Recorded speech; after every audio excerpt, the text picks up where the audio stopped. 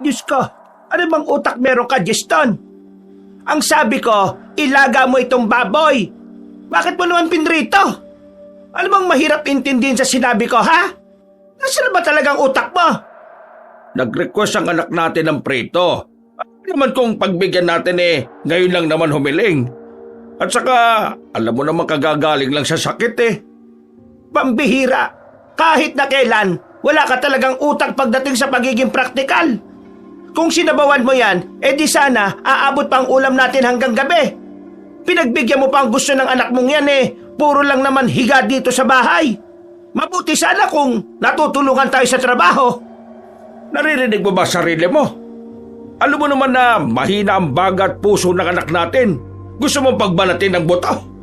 Ay nako, iniiba mo na naman ang usapan. Ang problema natin dito, wala kang boses pagdating sa pagiging ama. Kung anong sabihin sa'yo, susundin mo na lang kagad basta. Susundin mo na lang basta, di ba yun naman ang gusto mo? Lahat ng sabihin mo, dapat masunod. Kahit na kailan, wala ka namang pinakinggan sa mga sinabi ko Kasi ang tingin mo sa sarili mo, ikaw ang laging tama.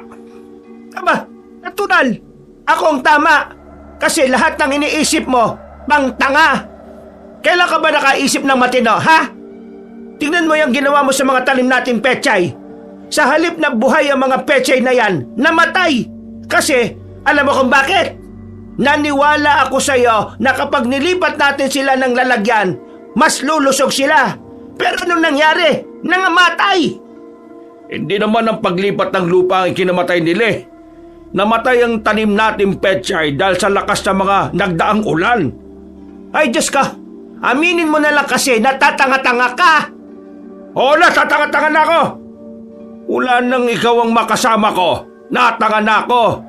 Alam mo kung bakit? Halos lahat kasi ng sinabi ko, minamaliit mo. Wala kang tuwala sa akin.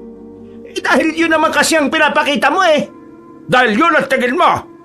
Ay nako, ang dami mong sinasabi. Ang sinasabi ko lang naman kanina, yung baboy. Kasi nag-ipon-ipon na to. Hirap na akong umintindi sa ugali mo Ang tanda na natin, pero ganyan ka pa rin. Akala mo ikaw pa rin ang laging tama. Ay nako, Maning. Ikaw nga hindi ka rin naman nagbago. Ang lamya-lamya mo pa rin mag-isip. At kang hindi binigyan ng utak. Ba't magdahan-dahan ka sa pananalita mo, ha? Ay bakit? Sasaktan mo ako? Lahat ng makakaya ko sa bahay na to, ginawa ko. Lahat ng mga salita mong hindi nakakatuwa at nakakasakit, tahimik kong tinatanggap. Kahit pinapahiya mo ako minsan sa mga tao sa labas. Wala kang narinig sa akin na kahit na ano. Ngayon lang. Kasi punong-puno na ako sa ugali mo. Kung alam ko lang na magiging ganito ka rin lang balang araw di sana tumalo na lang talaga ako nun sa tulay. Di sana hindi na ako nagpapigil sa'yo. Sana hindi ka na lang din dumating doon para sagipin ako. Sana namatay na lang din ako noon at sana natuloy na lang din ang pagpapatiwakal ko. Kaysa naman sa ganito, buhay nga ako. Pero yung inaasahan kong makakaintindi sa lahat ng kamalian ko, siya pa yung nagpaparana sa akin ng pagiging miserable. Hindi ko alam kung anong kasalanan ko sa iyo at bakit mo ako ginaganito. Pero etong tatandaan mo, Maning, kahit na kailan, ginagawa ko ang makakaya ko para mahalin ka kahit na basura lang naman ang tingin mo sa akin.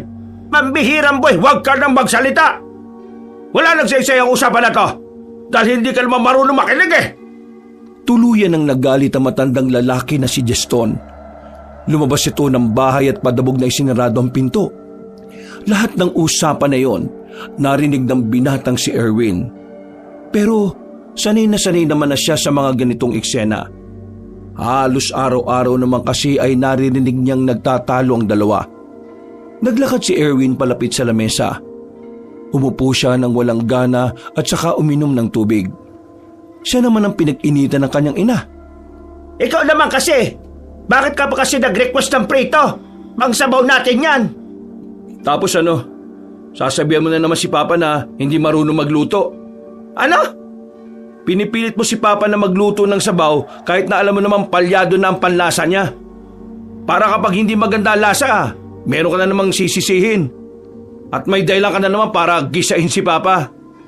Alam mo matanong nga kita kaligayahan mo na ba talagang iparamdam kay Papa na tanga siya dahil sa mga sinasabi mo? Yun talaga ang tingin mo sa akin? Matapos ang lahat ng ginagawa ko sa bahay na ito? Ginagawa kong tanga ang tatay mo? Oo, yun talaga tingin ko sa inyo. Hindi dahil yun lang ang nakikita ko kundi dahil yun naman talaga. At alam mo naman yan sa sarili mo eh. Ay nako, saka ka na magsalita ng kung ano-ano sa akin kapag nag-asawa ka na rin. Baka kapag nag-asawa ka sabihin mong tama ako. Ma, kapag ako nag-asawa, ang pipiliin kong babae ay yung hindi kagaya nyo. Yung babaeng kayang matuwa sa maliit na bagay na kaya kong gawin. Yung babaeng nagbibigay ng halaga sa lahat ng ginagawa ko.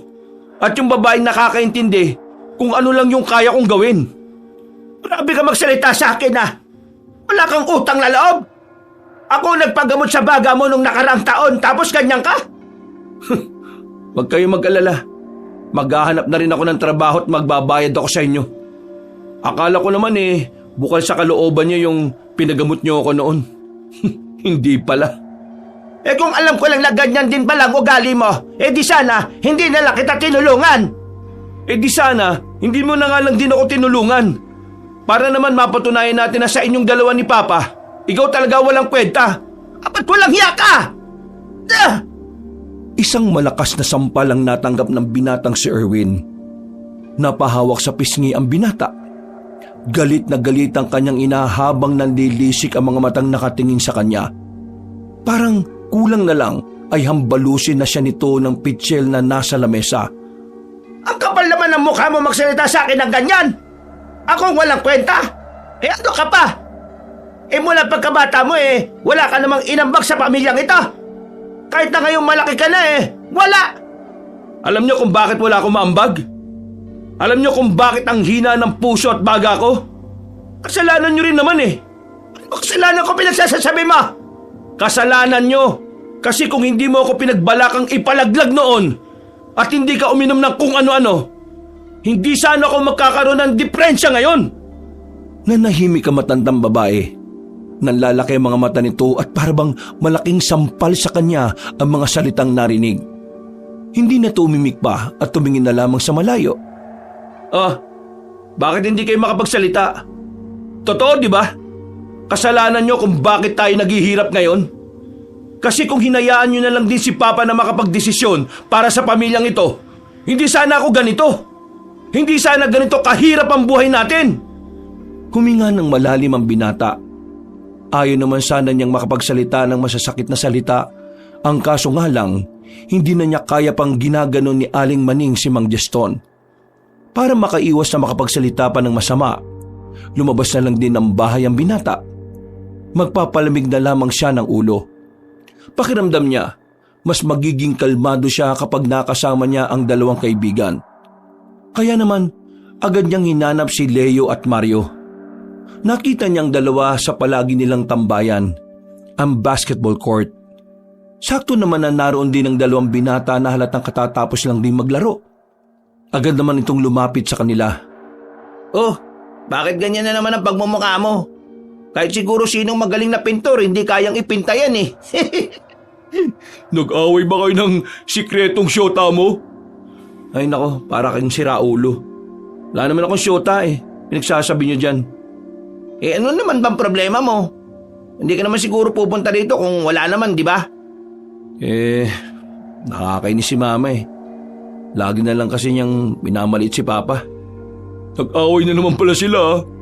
Kaya pala nakita namin kanina si Mang Jeston. Kanina parang nakasimagot Ay nako, painom nga niyan. Kinuha ni Erwin ang natitirang soft drink sa bote. Umupo sila sa gilid at bumuntong hininga na lamang ang binata. Alam mo, sama ka na lang sa amin. Kakain kami. Libre ka namin. Sana naman yan. May patok na kainan kaming natuklasan. Narinig lang namin sa mga matatandang manyakis kanina sa bilyaran Okay na okay daw dun, pre. Magaganda raw yung mga tindera. Sabihin nyo nga sa akin, pagkain ba talaga yung dadayuhin natin doon o yung mga babae? Pareho lang naman, pre. Ano, sama ka ba? Para naman hindi ka na bad trip. Magagabi na nakasimangot ka pa rin Pumayag ang binatang si Erwin na sumama sa dalawa. Naisip din niya kasi na mas mainam na ngang maglibang na muna siya para kahit na papaano, makalimutan na muna niya ang napag-awayan nila ng kanyang ina. Dakong 3:00 na makarating sila sa sinasabing karinderya ni Mario at Leo. Kakaunti pa lang ang tao, pero halos lahat ng kumakain doon ay matatandang lalaki. Agad na sumilay ang ngiti sa mukha ni Mario at Leo. Nakatingin na mga yun sa 3 babaeng naghahain ng mga order. Uy, bunganga nyo. Baka mapasukan ng langaw yan. Totoo nga. Maganda nga yung 3 babae, mga pre. Dapat hindi ito malaman ng mga tambay sa atin. Baka maagawan pa tayo Agad-agad na lumapit ang 3 binata. Makapal ang mukha ni Leo at Mario kaya mabilis nilang nilapitan ng magandang babae. Magandang gabi sa inyo. Ano pong inyo? Kahit ano, basta luto po ninyo. Wala pong kahit na ano rito sa amin. Pero narito po mga pagpipilian nyo. Sinigang na lang na medyo maangangang sa amin. Ako nang bahala. Sige po, hintayin nyo na lang po ang order nyo at ihatid po namin sa inyo. Parang mga batang tuwang-tuwa ang 2 binata nang balikan na nila si Erwin. Hindi mawala-wala ang mga ngiti nila. Tinatanaw nila ang 3 babae na nasa loob ng kusina. Para kayong mga timang. Bakit? Hindi ka ba nagagandahan sa kanila? Oo na, maganda naman talaga Pero umayos naman kayo. Nagmumukha kayo manyakis Kagaya na ninyo yung matatanda sa bilyaran, no? Oo nga, Leo. Para tayong siraulo. Siguro, kalma lang tayo. Kapag naramdaman kasi nilang may gusto tayo sa kanila, baka lalo silang magpabebe. Anong pabibi? Magpabebe. Parang magpakipot. Basta. Ayaw ko nung nakausap natin. Parang mahinang umintindi. Yun yung maikling buhok. Yun ang trip ko. Sakto. Yung akin yung may kulay yung buhok Ikaw Erwin, sa'yo na yung morena na nakausap namin kanina. Nung akin, di ko naman pag-aari yung babaeng yun. Makalipas lang ang ilang sandali, nakarating na rin ang kanilang order. Sa kapal ng mukha ni Leo, nagawa nitong itanong ang pangalan ng 3 babae. Epifana, Luisa at Edina. Yun ang mga pangalan na talaga namang tumatak sa kanilang utak. Kahit na si Erwin na hindi naman talaga mahilig sa babae, dahil na rin mababa ang kumpiyansa, nagkaroon siyang bigla ng interes na mas lalo pang makilala at makita si Epifana. Dahil sa mga lumipas na mga araw, napapadalas na ang pagyayaya nilang kumain sa karinderya. Kung minsan, hindi na siya kumakain sa bahay lalo na kapag nanay niya ang nagluto. Diretso karinderya na siya para lang makita ang dalaga. Napapansin ko ngayon ka lang yata kakain ng luto ko ngayong gabi Nagsasawa ka na ba sa lutong bahay ko? Nasa harapan sila ng hapagkainan dakong 7:00 ng gabi. Yun ang unang beses na magkakasabay sila sa iisang lamesa makalipas ang halos 1 buwan. Madalas kasi nawala rin si Mang Geston sa bahay nila dahil sa trabaho nito. Mas masarap kasi yung nilulutong pagkain nun sa karinderya. Mura pa. Mas masarap? Talaga lang Oo, mas masarap. At doon kapag nakain ako, hindi ako nakakarinig ng mga salita na gaya ng wala kang ambag dito. Di ba? Mas masarap ngumuya kapag wala kang naririnig na pangit na salita. Hindi nakapagsalita ang matandang babae at patuloy lang ito sa pagmuya ng kinakain. Pero napansin ni Erwin na tila tinablan yun sa kanyang sinabi. Ako naman wala akong problema kung gusto mo mas dun kumain. Tama ka nga naman Mas masarap talagang kumain kapag bukas sa kalooban ng pagluto. Pero, paalala ko lang Erwin mag-ingat-ingat ka sa mga kinakain mo. Lalo na kung hindi mo namang kilala yung nagluto. Kaysa naman kasi sa luto ni Aling Patpat. Nakakasawa sa karinderya niya Biruin nyo, dinuguan pero may maraming luya. Hindi naman yun ang sinasabi ko. Baka lang kasi di mo pa to naririnig. May nasagap kasi akong balita sa trabaho ko. Yung pamangkin ng kasamahan ko. may kinainan daw na karinderya sa malayong baryo. Tapos nung una nanakitan siya ng binatilyo. Akala nila nalason Pero makalipas daw ng 2 araw, naglalaway na raw yung binatilyong yon. Parang wala na sa sarili. Parang hindi na alam yung ginagawa. Kaya yung pamilya niya, ginapos na siya. Kasi nangangagat na Ho? Nangangagat? Ano yun? May rabies yung kinain niyang pagkain? Hindi. Alam mo kung anong sinabi sa amin na kasamahan ko? Ano po?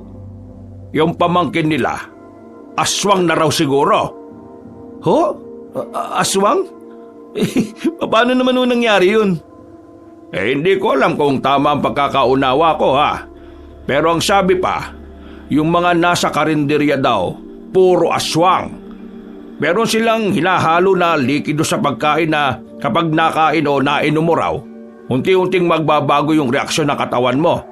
Hanggang sa tuluyan ka nang maging aswang. Sus! Kwentong barbero! Ay nako, pumain ka na lang dyan kasi si Erwin ang kausap ko. Buti pa nga ako nag-aalala sa kapakanan ng anak natin ikaw, hindi. Masyado kang abala sa trabaho mo at sa mga gala-gala mo. Sa halip na kinukwentuhan mo ng mga bagay na hindi ka panipaniwala yung anak natin, abay turuan mo na lang yan kung paano magtrabaho. Ma, nagsisimula ka na naman Tahimik kami nag-uusap ni Papa dito Kung ayos lang, kumain na lang kayo. O sige pa. Tapos ano nangyari? Ay hindi ko alam. Kinabukasan kasi nun di na pumasok yung kasabahan namin. Wala na kaming balita. Meron nga rin akong narinig na kwento dati dito sa atin. Totoo daw yung aswang noong araw. Paano kung buhay pa rin pala talaga sila tapos nagpaparami lang sila kaya sila tahimik? Abay malay natin. Hindi natin alam. Kaya nga ikaw, gusto kong nag-iingat ka. May sinabi nga sa akin yung kakilala ko Para daw malaman mo kung pagkaing aswang yung nakahain sa'yo, patakan mo raw ng kalamansi. Kapag yung ulam naging kulay itim at bumaho at tapos mong lagyan ng kalamansi, ang ibig sabihin nun, gawa ng aswang yung ulam na yon. Ganon din sa tubig. O sige pa, susundin ko pa yung sinasabi nyo. Magmula ngayon kapag aalis ako ng bahay, magdadala na rin ako palagi ng kalamansi. Napapangisi na lamang sa kanila ang matandang babae na si Aling Maning. Hindi kasi nito gusto ang mga naririnig nito mula sa dalawa. Matapos nilang kumain, lumabas na naman ng bahay ang binatang si Erwin. Pupuntahan niya si Leo at Mario sa basketball court. Pero hindi niya nakita ang dalawa. Laking gulat niya nang makasalubong niya sa daan ng babaeng si Epifina. Meron itong mga bitbit na plastik. May mga laman na gulay at mga karne ng baboy. Agad na kinausap ni Erwin ang dalaga. Hindi niya rin alam kung saan siya kumuha ng kapal na mukha ng mga sandaling yon. Epifana? Dito ka pala namamalengke sa amin? Buti naman at naabutan mo pang bukas. Bukas pa naman. May suki kasi ako, din ako nakuha. Mukhang marami yung dala mo Gusto mo bang tulungan na kita? Nakakaawa yung braso mo, baka mamaya sumakit na sa bigat ng mga dala mo. Sigurado ka bang ayos lang? Maglalakad lang kasi ako tapos yung lugar namin, alam mo na, papasok pa ng gubat para makarating sa amin. Oo, ayos lang naman. Wala namang problema sa akin yan kesa naman, pabayaan na lang kitang ganyan kahit na may kaya naman akong gawin. Alam mo, sa inyong tatlo, ikaw ang parang pinaka-Maginoo. Maginoo din naman sina Leo at Mario. Ang kaso nga lang ang kukulit Ganun talaga kapag supot pa. Ha? Ay, hindi. Ang ibig ko kasing sabihin, ganun talaga sila. Pero mababait naman yung mga yun. O ano, pwede ko na bang kunin yung mga dala mo? Kahit itong isa. Ito na lang ang buhatin ko kasi mukhang ito yung pinakamabigat Kahit alam ni Erwin na hindi siya pwedeng mapagod, nagbida-bida pa rin siya at binitpit ang halos 5 kilong karne. Bukod pa rito ay mga gulay na mabibigat din. Maraming salamat Ako na lang kasi talaga ang pwedeng bumili nito eh. Si Luisa at Edina kasi. Hindi ko sila pwedeng utusan. Mahiyain kasi yung mga yun. Mula nang tulungan ni Erwin si Epifana, mas lalong napalapit ang binata sa dalaga. Tuwing kasama niya ang dalaga, pakiramdam niya ay nakakalimutan niya ang lahat ng kanyang problema. Nawawala sa isipan niya ang lahat ng masasama at masasakit na salitang naririnig niya mula sa kanyang ina. Sa mga nakalipas na araw, aminado ang binata na nahuhulog na siya kay Epifana. Kahit na hindi pa naman niya ito lubusang kilala, hindi niya may tatanggi na hindi naman mahirap mahalin ang babae. Walang yarin to si Erwin eh. Pumupunta ka pala sa kanila minsan nang hindi ka man lang nagyayaya. Paano ko kayo yayayain? Etong si Mario laging wala. Ikaw naman laging naglalaro ng basketball. Akala ko ba kasi sabay-sabay tayo manliligaw? Bakit parang hindi naman kasi kayo seryoso ngayon? Anong hindi seryoso? Nagpaalam na ako kay Luisa na magiging abala ako, no? Alam niya na may extra ko sa trabaho kay Airpat. Ako naman, nagsabi na rin ako nitong nakaraan. Dami niyong palusot. Kung talagang gusto niyo yung babae, gagawa kayo ng paraan. Akala ko ba ako ang torpe? Bakit ngayon parang umuurong na yata yung mga buntot niyo Sus, yabang ito yo. Pupunta ako sa karinderyan nila mamaya. Magtatapat na ako ng nararamdaman ko kay Epifana. Tapos, manliligaw na rin ako sa kanya. Aba, tapang Wala namang mangyayari kung puro lang ako pahaging Baka mamaya maunahan pa ako. Kayo, wala ba kayong balak? Baka nakakalimutan yung bukod sa inyo may iba ring naporma kay Luisa at Edina. Huminga ng malalim ang dalawang binata. Tila naalarma ang mga yun sa kanyang sinabi. Kaya ilang oras lang ang nakalipas, sumama na si Leo at Mario sa kanya. Nagtungo sila sa karinderya nila Epifana. Naabutan nilang abala ang mga yon kaya naman lumapit na rin si Erwin sa mga babae. Mukhang ang dami nyo ng hugasan Mukhang makakatulong yata kami. Ayos lang ba talaga? Hindi naman ba nakakaabala sa inyo? Hindi naman. Sa katunayan, nagpunta talaga kami rito para tulungan kayo. Kasi alam naman namin na kapag araw ng Sabado o Linggo, marami talagang kumakain dito Ang bait mo naman. O sige, hayaan ko kayong tumulong. Ako na lang ang bahala sa pagkain niyo mamaya. Naku, kahit na wag na Hoy, Mario, Leo, tara, tulungan na natin sila. Kakamot-kamot sa ulo pang lumapit ang dalawa. Agad silang nagtungo sa likod ng karinderya na kung saan nakatambak na roon ang mga hugasin. Edina, kami na maghuhugas niyan. Samahan niyo na lang si Epifana sa labas sa pag-aasikaso. Ngumiti lang ang babaeng yon. Nakaramdam naman ng kilig ang lalaking si Leo, samantalang si Mario naman ay parang nahihiya pa rin makipag-usap kay Luisa. Sinimulan nila ang paghuhugas. Dahil hindi sanay si Leo at Mario sa paghuhugas sa mga pinggan, ang tagal nilang matapos. Inabot sila ng halos 1 oras. Mabuti naman ay kumonti na rin ang bahagya ang mga customer. Sa susunod kasi, matuto na kayo maghugas ng plato sa bahay nyo. Nakakaya kayo sa kanila Paano kapag napangasawan nyo na sila? Di wala rin pala kayong maiaambag sa gawaing bahay. Laki na pinagbago mo pre Parang nung nakaraan, lagi kang masungit at parang mahihain ka pa sa babae. Ngayon, ang kapal-kapal na ng mukha mo Ganun talaga kapag inspirado, pre. O sige na, dali na natin sa kanila yan para may magamit na sila. Tuwang-tuwa sa kanila ang 3 babae. Pakiramdam naman nila, sila na ang pinakamaginoong lalaki sa balat ng kanilang baryo. Maya-maya pa ay tuluyan hanggang naubos na mga customer ang paninda nila. Naghugas na naman ang 3 lalaki at pagkatapos noon, nagtungo na rin sila sa harapan ng karinderya.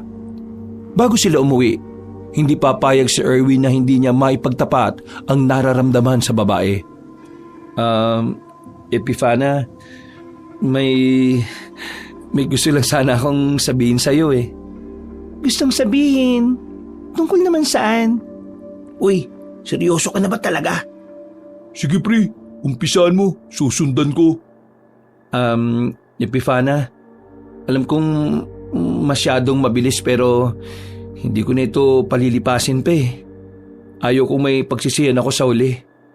Kaya, Epifana, gusto ko lang malaman mo na masaya ako nakikita ka. Mula nung maging magkaibigan tayo, palagi akong positibo sa buhay. Alam mo, Epifana, ibang dulot mo sa akin eh. Mas ganado akong mabuhay ngayon. Hindi ko alam kung ano ba nangyayari. Parang mahika na nahulog na ako sa'yo. Kaya ngayong gabi, gusto ko sana magpaalam. Gusto kong mandigaw sa'yo, Epifana. Nang marinig yun ng dalaga ay agad na sumilay ang ngiti nito. Ganon din namang si Luisa at si Edina sa gilid. Nawala ang kaba ni Erwin ng dahil doon. Pakiramdam niya, gusto rin naman siya ng dalaga. Wala namang problema kung manliligaw ka. Ang tanong, sasagutin ba kita? Di gagawin ko ang lahat ng makakaya ko para sagutin mo ko. Sige, tingnan natin. Lumapad din ang ngiti ni Erwin ng mga sandaling yon. Kakaibang saya ang kanyang nararamdaman. Kahit na hindi pa naman sigurado kung sasagutin siya ng babae, pakiramdam niya ay parang nanalo na siya sa loto. Umuwi silang tatlo na masaya si Erwin. Habang ang dalawa niyang kaibigan, tameme pa rin dahil wala pang lakas ng loob na gayahin ang ginawa niya. Tatawa-tawa pa si Erwin. Ibang-iba na talaga ito kumpara sa dati. Paano mo naman nakapalan yung mukha mo, pre? Kung paano niyo kinapalan yung mukha niyo nung unang beses pa lang natin silang nakita, ganun lang din yun. Kinakabahan kasi ako, pre. Baka mamaya mabasted ako. Paano niyo malalaman kung hindi niyo naman susubukan? Mahihinang nilalang pala kayo eh. Napatingin sila sa kanilang nilalakaran nang meron silang makasalubong na matandang lalaki. Malakas pa ang matandang lalaki, pero puti na rin ang buhok. Ang akala nila, lalapit sa kanila ang matandang lalaki para magtanong. Pero nilagpasan lang sila nito. Sa hindi malamang dahilan, bigla na lamang nakaramdam si Erwin ng kakaiba. Parang weirdo para sa kanya na makita ang matandang yon sa ganung uri ng daan. Samantalang alam naman nilang sarado na ang karinderya ng tatlong babae. Hindi niyo ba napansin na parang weirdo yung matandang yon? Anong hindi? Napansin ko. Kahit na medyo madilim. Nakakailang yung paglingon niya sa atin eh. Tingin nyo, saan kaya punta na matandang yun? Nang lumingon ulit sila, hindi na nila nakita sa kalsada ang matandang lalaki. Tanging isang asong itim na lamang ang naroon. Matangkad na aso na hindi nila alam kung papaanong napunta yun doon. Natakot na magkakaibigan, wala na silang sinayang na pagkakataon. Kumari pa sila ng takbo patungo sa kanilang baryo. May ganong kalaking aso ba talaga? Hindi ko alam. Ang alam ko lang, mangangagat yun. Buti na lang, nakatakbo na kagad tayo. Sa haba ng hita nun, baka sobrang laki ng hakbang nun kapag hinabol tayo. Pambira. Makauwi na nga lang muna. O sige na, bahala na kayo. Dito na ako ha. Tinapik na niya ang balikat ng dalawang kaibigan at nauna na ring maglakad patungo sa kanilang bahay. Nang dumating siya roon, naabutan niya pa ang kanyang ama na si Mang Giston na merong pinapakinis na kahoy. Opa, bakit gising ka pa? Mag-alas 12 na. Pinapakinis ko lang tong tabla na ito. Para naman magamit ko na rin kapag naglalaba. Nung nakaraan kasi, nasa lubsob ako eh. Ikaw, bakit ngayon ka lang umuwi? Tumulong kasi ako dun sa kina Epifana. Kasama ko naman si Leo at Mario eh. Ang dami kasing tao kanina kaya tinulungan na namin magugas ng plato. Yang Epifana ba na yan matinong babae yan? Matinong-matino. Mainin pa tapos napakabait. Parang hindi marunong magalit. Parang hindi makabasag pinggan eh. Kapag may oras ako, isama mo ko dyan ha. Gusto ko makaharap yung babaeng pinili ng anak ko. Pa, saktong-sakto. Manliligaw na kasi ako sa kanya eh. Pwedeng-pwede kitang iharap kay Epifana. O kaya naman, pwede ko siyang dalhin dito. Ikaw ang magpunta sa kanila at ipaalam mo rin sa magulang niya kung ano ang intensyon mo. Yun nga eh. Hindi pa niya sinasabi sa akin kung saan sila nakatira. Nako, Kapag malihim baka aswang yan. Papa naman, ang pangit ng biro nyo. Pangit ba? Mas pangit tong ikukwento ko sa'yo. Oh, ano na naman ba yan? Naalala mo ba yung kinuwento ko sa'yo nung nakaraan tungkol dun sa pamangkin ng kasamahan namin? Yung hinala na naging aswang yung binatilyo? Oo, yun nga. Ano palang balita ron? Yung kasamahan namin na hindi na nakapasok. Ayun, nilapa pala siya ng pamangkin niya. Totoo yan? Baka kwentong barbero lang yan pa. Totoo to. Kung pupunta ka sa kabilang baryo, maririnig mo yung kwentong yon. Kasi yung isa sa mga muntika ng makain, taga ron. Kahit ako hindi rin ako naniwala na kinain siya ng sarili niyang pamangkin. Pero naniniwala ako sa aswang. Ang hindi ko lang inakala, yung may naganap na paglapa. Pero totoo pala talaga. Kagagaling ko lang kanina sa burol ng kasamahan namin Ayun, nakasarado yung kabaong niya. Hindi na raw kasi kinaya na ayusin yung mukha sa punerarya Kilabot naman yung balita mo na yan pa. Kawawa naman yung kasama nyo. Pero wala bang balita kung paano naging aswang yung binatilyong yon? Di ba nga sabi ko nga sa'yo, kumain siya sa isang karinderya. Pero ang masama nito, yung karinderya daw na kinainan nila wala na ngayon. Parang isang araw lang din daw na nag-operate. At alam mo kung anong nakakapagtaka. Puro babae rin daw yung nagbukas ng karinderya na yon. Kaya nga, sinasabihan kita Hindi naman sa naghihinala ko dyan kina Epifana. Ang akin lang, kilalanin nyo. Kasi sa dami ng nangyayari ngayong kakaiba't kababalagan mahirap na talaga magtiwala. Hindi na nakapagsalita pa ang binatang si Erwin ng mga sandaling yon. Umupo na lamang siya sa gilid at napaisip. Alam niya na tama naman ang sinasabi ng kanyang ama. Hindi niya pa rin talaga kilala si Epifana kahit ang dalawa rin itong kasama na babae. Ang tanging alam lang nila sa mga dalagang yon ay ang pangalan. Kung saan yun nakatira ay wala silang ideya. Dahil doon, nagkaroon ng pag-aalinlangan ng binata sa panliligaw kay Epifana. Pero itinuloy niya pa rin yun dahil totoo naman talagang mahal niya ang babae. Sa mga nakalipas na araw, umabot na nga sa kanila ang nangyari sa kasamahan ng kanyang ama sa trabaho. Laman na ng usapan ng mga tsismosa ang binatilyong naging aswang matapos kumain ng pagkain sa karinderya. At ang ganitong kwento ay nakaapekto rin talaga sa pagtitinda nila Epifana. Ang bira namang mga tsismosa to. Gabing-gabi na buhay na buhay pa rin. Ano pang aasahan mo dyan? Yan lang naman ang ginagawa nila sa buhay Kapag nagkaroon ng laban ng tsismosa sa Olympics, nako, siguradong gold medal tayo dahil sa mga yan. Kumusta naman yung panliligaw nyo kay Luisa at Edina? Ayos naman ba? Ayos naman. Doing good kami ni Edina. Aba, pa-doing good ka ba diyang nalalaman mukha ngang inspirado ka pre. Ikaw naman Mario, kumusta? Hindi pa ako nakakapagpaalam kay Luisa na maliligaw ako Pero ginagawa ko na lang kahit hindi ako nagsabi sa kanya. Tangix, kailangan mong sabihin kay Luisa na nanliligaw ka. May mga babae kasing manhid pre. Akala nila normal lang sa mga lalaki yung ganung bagay. Kaya hindi nila naiisip na ligaw na pala yun. Tama si Leo. Dapat sabihin mo rin kay Luisa. Nag-aalangan kasi ako Nag-aalangan saan? Naririnig niyo naman siguro yung mga haka-haka dito. Yung alin? Yung tungkol doon sa binatilyong naging aswang? Oo, yun nga. Di ba nakakabahala yun? Paano kung sila Epifana pala yung tinutukoy sa kwento na 3 tindera sa karinderya?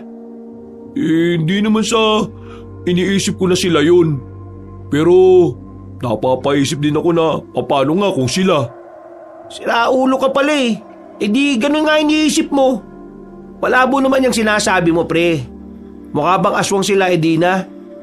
Kung sino man yung naging dahilan kung bakit naging aswang ang binatilyong yon, hindi sila Edina yon. Leo, alam mo sa totoo lang, pareho din naman kami ng iniisip ni Mario. Kasi, di tingnan mo hindi naman natin sila kilala. At kapag sinabi natin na aakyat tayo ng ligaw sa bahay nila, Ayaw din naman nilang sabihin kung nasan sila nakatira. O di ba? Nakakapagtaka. Kaya hindi mo kami masisisi kung mag-iisip kami ng ganito.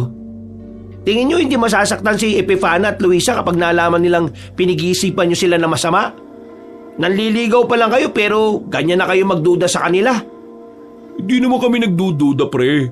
Sinasabi lang namin yung mga posibilidad na nakabase lang din naman kung ano yung estado ng pagkakakilanlan nila. Ano mo sama dun? Pre, mahal ko si Epifana. Pero karapatan ko rin naman kasing malaman kung sino ba talaga siya, di ba? Paanong plano nyong gawin ngayon? Tanungin sila kung mga aswang ba sila. Kung sila ba yung dahilan, bakit yung binatilyong yun naging aswang din? Mahal natin sila kaya gagawin natin to. Susundan natin sila mamaya pagkatapos ng tindan nila para malaman natin kung saan ba talaga sila nakatira. Tingin ko, malalaman lang natin kung ano yung tinatago nila kapag nakarating na tayo mismo dun sa lugar nila kung saan sila nakatira. Kahit na nag-aalangan ng lalaking si Leo sa ideya ni Erwin at Mario, pumayag na lang din ito sa gusto ng dalawa. Kaya naman, sa parehong gabi ay nagtungo ang tatlo sa karinderya. Kakaunti lang naman ang kumakain doon kaya maaga itong nagsarado. Habang naglilikpit silang tatlo, biglang binuksan ni Erwin ang usapan tungkol sa binatilyong naging aswang. Nagkatinginan si Epifina at ang dalawa pa nitong kaibigan na si Luisa at Edina. Para bang nagsesenyasan pa ang mga yon kung ano ang isasagot sa tanong ni Erwin. Nang maramdaman ni Erwin na tila hindi komportable ang mga babae sa ganong klase ng usapan, naisipan na lang ng binata na baguhin ang usapan. Kung hindi mo kayang sagutin, iba na lang ay tatanong ko. Oo. Naniniwala kami sa mga aswang. Maraming mga aswang sa dating pinanggalingan namin. Ha? Naniniwala kayo sa mga aswang? Tingin nyo may aswang ba rito sa atin? Hindi ko masabi. Wala naman kasi kaming alam sa mga aswang kahit na naniniwala kaming nabubuhay pa rin sila hanggang ngayon. Napapansin ko, nagiging interesado ka sa mga bagay na mahirap paniwalaan Oo eh. Wala lang. Napag-usapan lang kasi namin kanina yung tungkol sa aswang. Di ba mga pre? Ha? Oo. Ganun na nga. Oh, Luisa, nililigawan na kita. Uy, putik naman. Ngayon mo pa talaga siningit yan Inoobserbahan nga natin sila. Ngayon lang malakas loob ko Luisa, nililigawan ka na pala ni Mario? Kitang-kita sa mukha ng dalagang si Luisa ang hiya. Namumula ang mga mata nito. At dahil sa usapang yon, tuluyan na ngang nabura ang tungkol sa aswang. Natuon na lamang ang paksa nila kay Mario at Luisa. Doon lamang umikot ang kanilang usapan hanggang sa magpaalam na nga ang tatlong babae na uuwi na. Sa puntong ito, isasagawa na nila ang kanilang plano. Kailangan nilang masundan ng tatlo para malaman nila kung ano nga ba ang tinatago ng mga ito. Nauna na silang umalis ng karinderya, pero tumigil sila ilang metro pa lang ang kanilang nalalakad. Muli silang bumalik sa karinderya para sundan sila Epifana. Nakita nilang naglalakad ng mga babaeng yon sa kalagitnaan ng kagubatan. Tanging malaking lampara lamang ang nagsisilbing ilaw ng mga yon. Hindi ba sila natatakot na maglakad sa gubat ng ganitong oras? Lalo na ngayon, ang daming kababalagan na kumakalat. Iba ka naman kasi di naman talaga sila naniniwala sa aswang. Sinabi na lang nila na oo para may mapag-usapan kanina. Tapos, siningitan mo ng Luisa, nililigawan kita. Galing mo rin tumiming no? Yung sabi nyo, sabihin ko na nanliligaw ako Oo nga, pero hindi nung oras na yun. Alam mo namang inaalam natin kung anong meron sa kanila Uy, mamaya na nga kayo magtalo. Baka mawala sa paningin natin sila Epifana Ingay-ingay nyo pa baka marinig tayo. Pinagpatuloy nila ang kanilang pagsunod. Sa bilis maglakad ng tatlong babae, bigla itong nawala ng sumutang mga yun sa mga halamanan. Hinanap nila ang tatlong babae, pero wala na silang nakita. Saan naman kayo nagpunta yung tatlong yun? Narito lang sila duman, di ba? Oo nga. Paano mawawala sila rito ng ganong kabilis? Sinasabi ko naman kasi sa inyo Meron silang itinatago sa atin. Kakaiba talaga sila. Kung ano man yun, karapatan nating malaman yun. Kailangan natin matuklasan kung ano yung ginagawa nila. Kaya dapat... Ano yun? Ungol ng aso yun ah. Ungol ng aso? Pero bakit parang ang laki ng boses ng aso? Mukhang hindi lang basta aso yun mga pre. Paano hindi lang aso? Anong ibig mo sabihin? Naalala niyo yung malaking aso na nakita natin sa kalsada nung nakaraan? Tingin ko, ganong aso din yung umuungol na yon. Eh di ba sabi na matatanda sa atin, yung ganong aso, aswang daw? Ano nga tawag doon pre? Asbo. Aswang na asbo. Eh kung aswang naman pala yung naririnig natin, ano ba ginagawa natin dito? Eh di umalis na tayo. Papaiwan ako. Kung totoong aswang tong naririnig natin, malamang sa malamang, nasa alanganin din sila Epifana. E paano kung sila Epifana yung aswang? Tapos sila pala yung umaalulong. Napatigil si Erwin sa sinabi ni Mario. Hindi niya kasi naisip ang bagay na yon. Kaya naman nagkaroon siya ng kaunting pag-aalinlangan. Kung sakali kasi ang tatlong babae ang aswang at nagpaiwan siya, wala nang paraan para makaligtas pa siya sa mga yon. Hindi maganda magpaiwan ka pre, kaya umalis na lang tayo. Lalo na sabi nyo, hindi nyo sigurado kung sila ba yung aswang o hindi. Basta ako, nakikisakayla ako sa mga trip nyo ah. O sige na, tara na. Umalis na lang tayo. Sinimulan na nila ang paglalakad at hindi na nila hinanap pa si Epifina. Pero sa ginawa nilang yun, wala silang kamalay-malay na malalagay pala ang kanilang buhay sa panganib. Nagsiksika ng tatlo nang marinig nilang may gumagalaw sa likuran ng halaman. Kakatras nila, dumikit na sila sa malapad na katawan ng puno. Uy, ano yun? Baka naman dagang bukid lang, o kaya naman palakang bukid. Dagang bukid, palakang bukid, ang lakas ng galaw ng halaman eh oh. Kalma lang, huwag kayo masyadong magpanik. Palakas ng palakas ang naririnig nilang kaluskos. Ganon din ang paggalaw ng halaman. Maya-maya pa, nakita nilang isang malaki at matangkad na asong lumabas mula roon. Parang may bumarang bato sa lalamunan nila dahil ilang segundo pa silang hindi nakapagsalita. Nang makita nilang umabante na ang kulay itim na aso, dito na sila natauhan. Kinuha ni Erwin ang sanga sa gilid at saka binato sa aso. Takbo! Uy, hintayin niyo ako! Bahala ka dyan, ang bagal mo! Hinahabol niya tayo! Bilisan mo Mario! Lintik ka talaga oh! Nang makalayo-layo na sila, inakala nilang hindi na sila nasundan ng malaking aso. Nagtago sila sa likuran ng malaking puno. Hingal na hingal ang tatlo at sandali pang sumilip si Erwin pero wala na siyang nakitang aso. Ano? Nasaan na? Mukhang tumigil na siguro siya sa paghabol. Pambirang buhay to. Buti naman wala na siya. Pero wag muna tayo maging kampante. Hindi tayo pwedeng lumabas kagad dito o kaya umalis. Baka mamaya makasalubong na naman natin siya. Ano gagawin natin dito? Hanggang umaga tayo rito? Yan kasi, sino ba kasi nakaisip na sundan sila Dini? Huwag na tayo magsisiyan. Makinig na lang kayo sa akin. Para din naman to sa kaligtasan natin Baka mamaya, aswang talaga yung asong yun. Hindi malabong asbo nga yun. Nasa 5 minuto pa silang nagpahinga sa likod ng puno nang makahugot na sila ng lakas ng loob. Agad-agad na rin silang lumabas. Pero kakaunting lakad pa lang, hindi nila inaasahan ang nangyari. Napatigil na naman sila nang marinig ang mga alulong ng aso. Hindi na isa, kundi marami na mga asong nakapalibot sa kinaroroonan nila.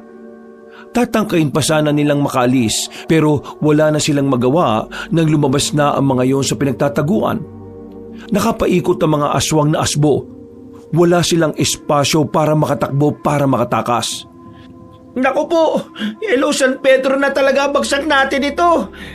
Ito na nga ba tinatawag nilang halik ng kamatayan? Hoy! Kayo mga aso kayo! Bumalik na kayo sa mga amo ninyo! Wala kaming dalang buto rito, no? Baliw ka ba? Tingin mo makikinig sa iyo mga yan?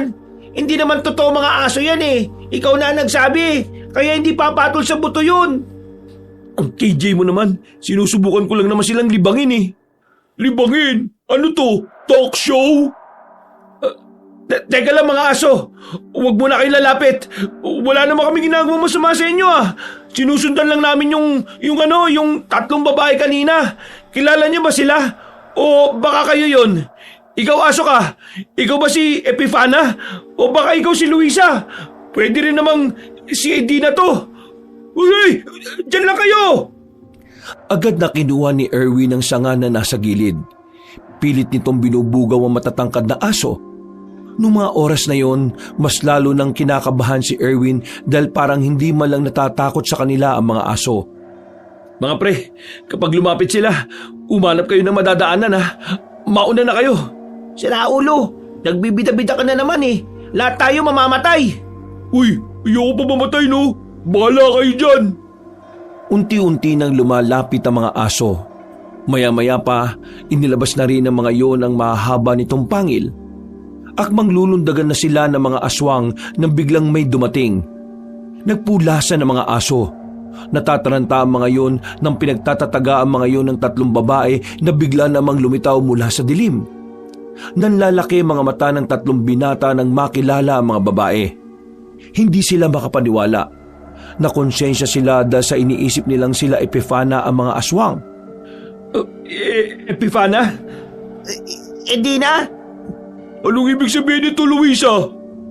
mamaya na kami magpapaliwanag. Kailangan lang naming harapin ang mga aswang na ito. Pumorma ang tatlong babae habang hawak-hawak ang mga itak. Nang makipaglaban na yon sa mga aswang, napangangan na lamang sila Erwin. Ang mga mainhin na dalaga na kanilang nakilala, iba ang pinakita sa mismong harapan nila. Malalakas, mabibilis at matatapang. Yun ang mga salitang unang pumasok sa kanilang utak. Wala na ang hinhin. Parang naging barumbado sila Epifina habang kinakalaban ng mga aswang na yon. Dahil din sa kahusayan ng mga yon, napatay nila ang 5 asong aswang. Pero may 2 pang nakatakas na hindi na rin naman nila hinabol. Tulala, manghang-mangha at parang lumulutang sa alapaap ang utak nila Erwin. Ang makitang malamandirigma ang 3 babae ay parang isang malaking apak sa kanilang pagkalalaki. Dahil kahit na kailan, parang hindi nila makakayang magkaroon ng ganong klase ng tapang. Nasaktan ba kayong 3? Hindi naman. Ayos lang naman kami.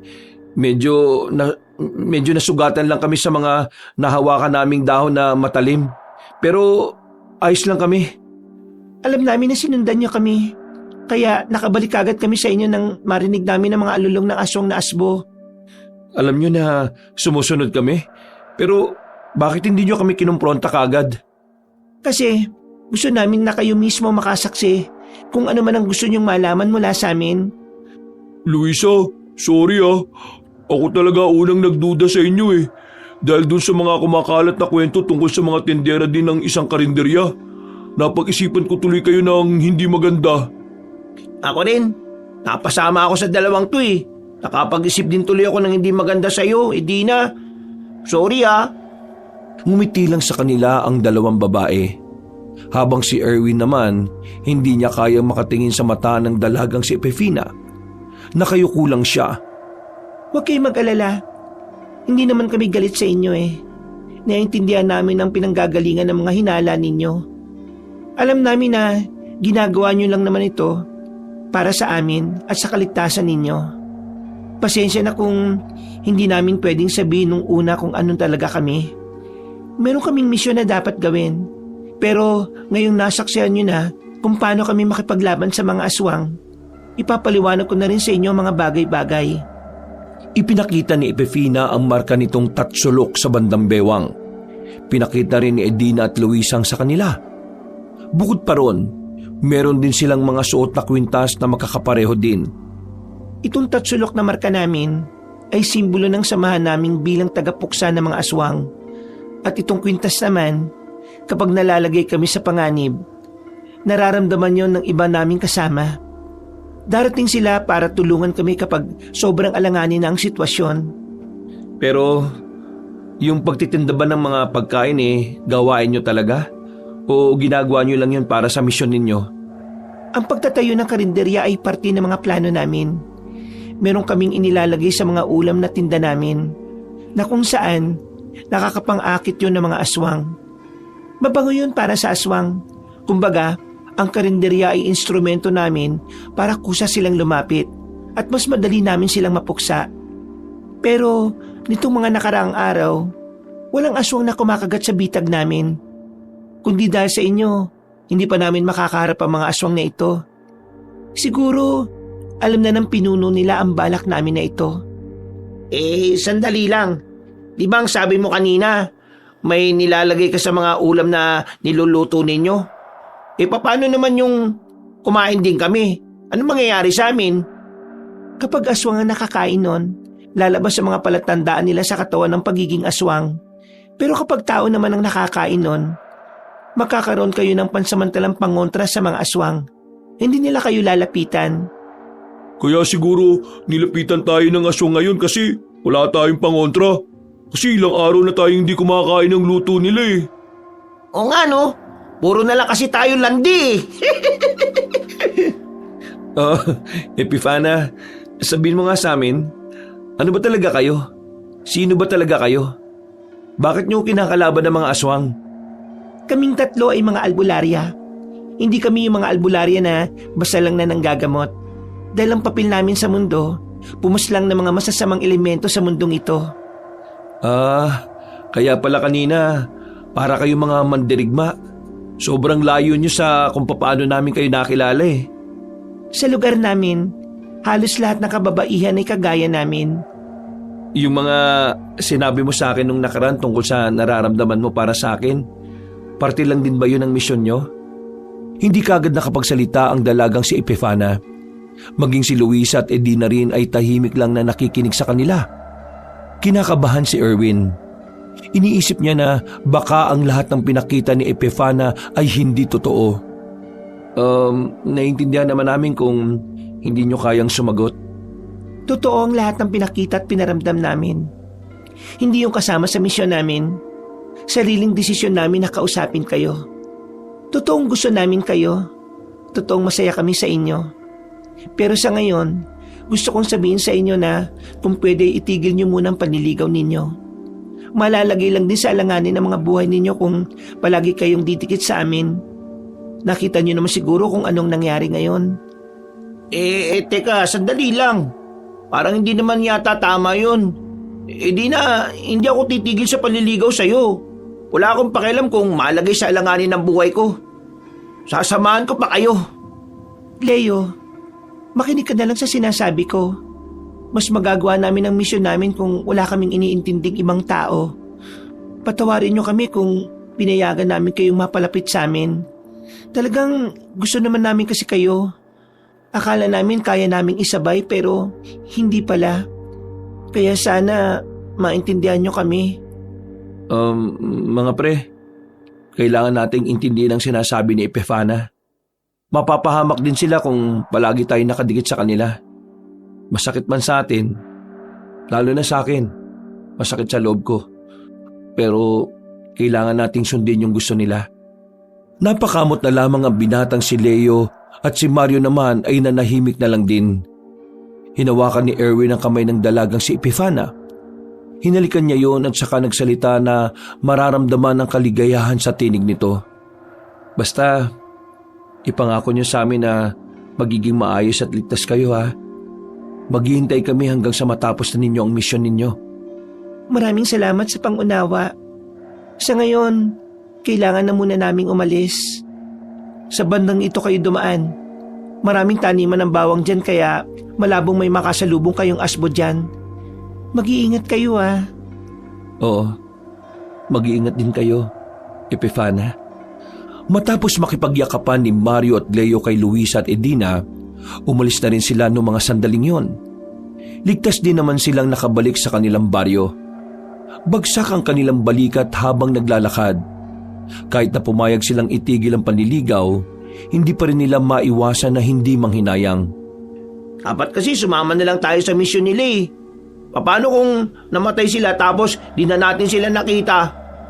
Kulit mo naman pre. Magiging pabigat nga lang daw tayo sa kanila. Kita mo naman kanina, di ba? Tayo pa ay niligtas nila. Leo, wala tayong magagawa. Kailangan na lang natin silang ipagdasal. Kung talagang mahal natin sila, huwag natin silang ipahamak. Ano gagawin natin ngayon? Paghihintay lang tayo.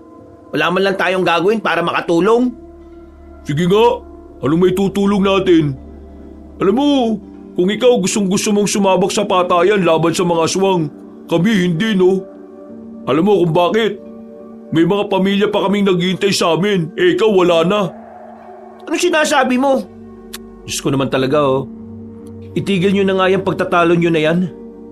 Gusto kong samahan si Edina eh. Hindi dahil alam kong wala nang naghihintay sa pagbabalik ko ah. Gusto ko siyang samahan kasi pakiramdam ko, siya na lang ang pamilya ko eh. Tapos ganyan pala ang sasabihin mo sa akin. Ano tingin mo sa amin? Hindi pamilya? Pamilya pala tong ganito? Yung ipapamukha mo na wala akong pamilya? Ang gulo nyo ah. Bahala na nga kayo. Naglakad na lamang palayo ang binatang si Leo. Napapailing na lamang silang dalawa. Naghiwalay na rin ang kanilang landas at nagtungo na rin lang si Erwin sa bahay nila. Inabutan niyang nagsasagutan na naman ang mga magulang niya. Umupo siya sa gilid, pero parang hindi siya nakikita ng mga yon. Papasok na lang sana siya sa kwarto niya nang mabanggit na naman ni Aling Maning ang kanyang pangalan. Kaya ganyan kahina si Erwin eh. Malagi mo na lang pinagbibigyan. Tingnan mo, pinababaya mo na lang na tumulong doon sa mga dalagang yon ng libre. Kaya naman pala magtrabaho. Bakit hindi siya mag-apply sa iba na may bayad? Bakit ka ba nakikialam sa anak mo? Wala ka namang matinong inambag sa buhay niya kundi sermonan siya. Isa pa, hindi ka naman niya hinihinga ng pera. Bakit hindi mo nalang hayaan na maging masaya ang anak natin? Magtatrabaho naman niya kapag kaya na niya eh. Ang sabihin mo, nagmana sa iyo na kahinaan ng anak mo, kaya ganyan. Ang dami mo pang sinasabi. Hindi na nakatiis si Erwin. Nakisabat na rin siya sa usapan na yon. Lumapit siya at huminga na muna na malalim. Kinakalma niya ang sarili para kahit na papano, hindi na lumaki pa ang pagtatalo. Ma, bigyan niyo lang ako ng oras. Maghahanap rin ako ng trabaho. Pansin ko, hindi na ako ganong naghahabol ng hininga. Parang lumakas na rin ang katawan ko, hindi gaya ng dati. Kaya kaunting oras lang ang kailangan ko. Papakiramdaman ko lang ang sarili ko. O di ba? Yun naman pala eh. Ikaw naman kasi maling atat-natat ka eh. Hindi ka na nga nagastos dito sa bahay. Ako na nga lahat, nagre-reklamo ka pa. Wala namang hinihingi sa iyo eh. Ang mabuti pa, ituon mo na lang ang atensyon mo sa pagsusugal mo. Habang kami na ang bahala rito sa bahay. Hindi naman pera ang problema ko rito eh. Ang akin lang, maging maayos naman itong anak mo. Narinig kitang kausap ang kaibigan mo. Sinabi mong wala kang mahingi sa anak natin kasi walang trabaho. Ikaw, napakasinungaling mo talaga. Pa, ma, tama na tong pagtatalo na to. Meron akong iniisip na ibang bagay. Wala akong lakas para makipagtalo ngayon. Kumain na kayo. Wala akong gana. Tinan mo nangyari. Ikaw kasi maling eh. Pumasok na lang ang binata sa kanyang maliit na silid. Napapailing na lamang siya nang mahiga na rin sa kanyang papag. Ilang araw pa ang lumipas. Hindi na nagbukas ang karinderya nila Epifana at ang huling operasyon ng karinderya ay yung huli rin nilang pagkikita. Sa loob ng halos 3 linggo, nawalan na sila ng balita sa tatlo. Ilang beses silang bumalik sa karinderya, pero wala na talaga silang nasilayan. Sinubukan na rin nilang maglibot-libot sa mga kalapit nilang lugar. Wala rin silang napala. Habang nakatambay sila sa gilid ng basketball court, hindi matahimik ang kalooban ni Leo. Naghihimutok ang kalooban nito dahil ilang araw na niyang hindi nakakausap si Edina. Sana kasi di na lang ako nakinig sa inyo eh. Sana kasama ko pa ngayon si Edina. Magkasama sana kami lumalaban. Kung hindi ka nakinig sa amin, di sana wala ka na ngayon. Kasi ano ba magagawa mo ron? Wala ka namang alam. Ayaw kong aralin kung ano yung ginagawa nila. Hindi nyo lang ako pinayagan eh. Huwag kayong mawalan ng pag-asa. Nararamdaman ko na nasa mabuti pa silang kalagayan. Kailangan lang natin magtiwala sa Panginoon. Ayan ka na naman Erwin eh. Nananahimik si Lord tapos sa kanya na naman natin iaasa ang lahat. Kung hanapin na lang kaya natin sila. Ilang beses na ba natin silang hinanap? Pero wala naman tayong napala. Ang ibig ko sabihin, araw-arawin na natin yung paghahanap. Nagkatinginan ng 3 binata. Sa puntong ito, Dahil pare-pareho na silang nag-aalala para sa 3 babae, nagkasundo na sila. Kaya pagsapit ng kinagabihan, kanya-kanya silang labas ng kanilang bahay. Dinala nila ang lahat ng kakailanganin nila. Hindi nila kinalimutan ang malaking lampara na hinahanap pa nila sa silong ng bahay nila Leo. Tinahak nila ang daan. Papunta sila sa loob ng kagubatan. Wala silang pakialam kung may mga makasalubong man silang malalaking aso. Matapang sila kahit na ang dala naman nila ay mga kinakalawang na itak. Natatandaan ko, ito yung daan na di natin diniretso dahil tinatamad na kayo eh. Kung tumpukin kaya natin to mga pre. Wala namang problema sa akin. Itong si Erwin ang iniisip ko. Bawal mapagod to eh. Paakyat na yan oh. Sige, kaya ko naman na. Sigurado ka ba? Baka naman habang naglalakad tayo, bigla ka nalang mag-collapse ha? Kaya ko na. Di ko nga alam kung bakit parang lumakas din yung katawan ko eh. Parang hindi na ako inihingal ng malala. Di gaya ng hingal ko dati na parang hindi na ako makahinga. Eh kung ganun, tumbukin na nga natin tong daan na to. Mabilis silang naglakad patungo sa direksyon na tinuturo ni Leo. May narating silang tulay doon na yari sa kahoy. Todo kapit pa sila sa hawakan dahil medyo umuuga-uga na rin yon. Maingat nilang tinawid ang tulay sa pagkabahalang malaglag sa batuhan. Guminhawa ang kanilang paghinga nang malagpasan na nila ang tulay na yon. Inilabas na rin nila ang kanilang mga itak habang naglalakad. Yandaan niyo mga sarili niyo ha. Hindi na ito parte ng gubat na sakop ng baryo natin. Marahan silang naglakad sa gitna ng kagubatan. Kabadong-kabado sila. Pero nilalakasan na lamang nila ang kanilang loob para sa kanilang mga minamahal na babae. Hanggang sa tuluyan na nga nilang nakita ang isang maliwanag na komunidad. Malayo pa lang, tanaw na nila ang mga sulo na nakatusok sa paligid ng lugar sa mga sandaling yon. Naisipan nilang lumapit doon. Pero nasa bukana pa lang sila. Nagulat sila nang may tumusok na mga palaso sa harapan nila. Parang gahibla na lamang ay tatamaan na ang kanilang paa. Hindi sila nakagalaw. Kabadong-kabado habang napapalunok ng laway. Nakita nila ang mga kababaihan na nagbabantay sa bungad ng baryo. May hawak-hawak na mga palaso. Hindi kami kaaway. May hinahanap lang kaming 3 babae. Si Epifana, si Luisa at si Edina. Nang sabihin ni Erwin yon, marahang ibinaba ng mga kababaihan ng kanilang mga sandata. Nagkabulungan ng mga yon. Nakahinga naman ng maluwag ang 3 lalaki. Ilang sandali lang, lumabas mula sa lugar na yon ang babae si Epifana. Nakasuot ito ng kasuotan na tila sa labanan lang ginagamit. Samantala, tuwang-tuwa naman ang binatang si Erwin nang masilayan ang mukha ng dalaga. Pero nagtaka siya dahil wala siyang makitang ngiti sa dalaga. Mabuti naman at nasa maayos na lagay ka lang. Nasaan si Edina? Si Luisa, nasan din? Sumama kayo sa akin sa loob. Nauna nang naglakad ang dalaga. Sumunod din naman sila agad doon. Dinala sila ni Epifana sa isang malaking silid. Nakita nilang may mga kasamahan ng dalaga na nakahiga sa mga papag. Kabilang sa mga yon ang 2 dalaga na si Luisa at si Edina. Teka, anong nangyari kay Edina? Kay Luisa rin. Bakit wala silang malay? Nung nakaraang araw, nalaman namin kung nasaan ang mga aswang. Sinubukan namin gumawa ng pag-atake. Pero napaghanda na pala nila ang pagdating namin. Kaya ang nangyari, eto, meron silang inihandang patibong. Kumagat kami at lahat naapektuhan.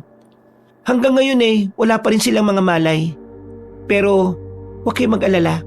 Dahil unti-unti ko na rin namang natatapos ang gamot para magkamalay sila ulit. Kailangan lang nilang magpahinga. Walang paglagyan ng pag-aalala ni Leo at Mario noong mga sandaling yon. Kahit na alam nilang hindi agad magigising ang 2 dalaga, na natiling nakabantay ang 2 binata. Samantala, sa labas naman ay nakapag-usap na rin si Erwin at Epifana. Pero wala sa usapan nila ang tungkol sa mga nararamdaman nila. Tungkol ito sa pinuno ng mga asbo na nagngangalang Rolen. Anong may tutulong namin, Epifana? Ngayong narito na kami at ganito ang dinetnan namin kalagayan ng mga kasama mo. Tingin ko dapat na kami makialam. Ang dahilan kung bakit hahayaan ko na kayong makialam ay dahil kailangan talaga namin kayo. Ha? Anong ibig mo sabihin? Napagtanto ko na lang na kaya sila nakapaganda sa pagpunta namin sa lugar nila ay dahil kabisado na nila ang amoy naming lahat. Kumbaga, sa amoy pa lang, alam na nila kung albularyo o manunugi sa mga kaharap nila. Kaya naman, kayong tatlo ang naiisip kong susi para makapasok sa baryo nila. Sabihin mo, anong kailangan namin gawin? Meron kaming sandata na kailangan mailagay sa mismong lugar nila. Tinatawag namin itong rosas na itim. Ang rosas na itim ay nakakapagdulot ng pansamantalang panghihina sa mga aswang. Tatagal ang epekto nito sa loob lang ng 2 oras. Kapag naamoy nila ito, magkakaroon na kami ng pagkakataon para makalapit. May kalamangan na kagad tayo sa lagay na yon. Ang kailangan lang, mailagay ang rosas sa medyo mataas na parte sa lugar nila. Para kapag sumingaw ang amoy, kakalat yun sa iba't ibang parte ng lugar nila. Sigurado bang mananalo tayo kapag nagtagumpay kaming ilagay yon? Hindi pa garantisado, pero malaking bagay yon dahil tsak na marami sa tauhan ni Mang Rolen ang mababawas. Hindi tumatalab to dun sa pinuno nila? Hindi. Kakaibang level ang pagiging asbo niya. Hindi siya gaya ng mga pangkaraniwan na kalaban namin noon. Oh, sige. Gagawin namin yan. Kakausapin ko si Leo at Mario tungkol dito. Maraming salamat. Walang anuman. Basta para sa'yo, handa kong isugal ang buhay namin. Magaan na natapos ang usapang yon at binalikan na lamang nila ang kanilang mga kasama sa loob. Nagpahinga na muna sila roon. Kinabukasan ng gabi, nagkaroon na nga ng malay si Edina at Luisa. Pero ilang minuto lang ay nawala na naman ng malay. Ayon sa dalagang si Epifina, meron silang kailangang halamang gamot na makakatulong para mas madaling mabawi ng 2 babae ang kanilang lakas. Ganon din ang iba pa nilang mga kasama. Kaming 2 na lang ni Epifana ang kukuha ng halamang gamot na yon. Dito lang kayo. Hindi pwede. Sasama kami sa inyo. Gusto namin makatulong eh. Para ito kay Edina. Ako rin. Gagawin ko ito para kay Luisa. Kaya isama niyo kami. Hayaan na natin silang sumama. Kailangan din natin nakasama para sa mga dadalhin natin mga tuyong sanga para ipanggatong. Sa wakas, makakarap ko na rin yung mga aswang na yan. Halamang gamot ang prioridad natin ngayon, hindi ang makipaglaban sa mga aswang. Tama si Erwin. Kung sakaling mang may makitang tayong mga aswang, hindi natin sila papatulan.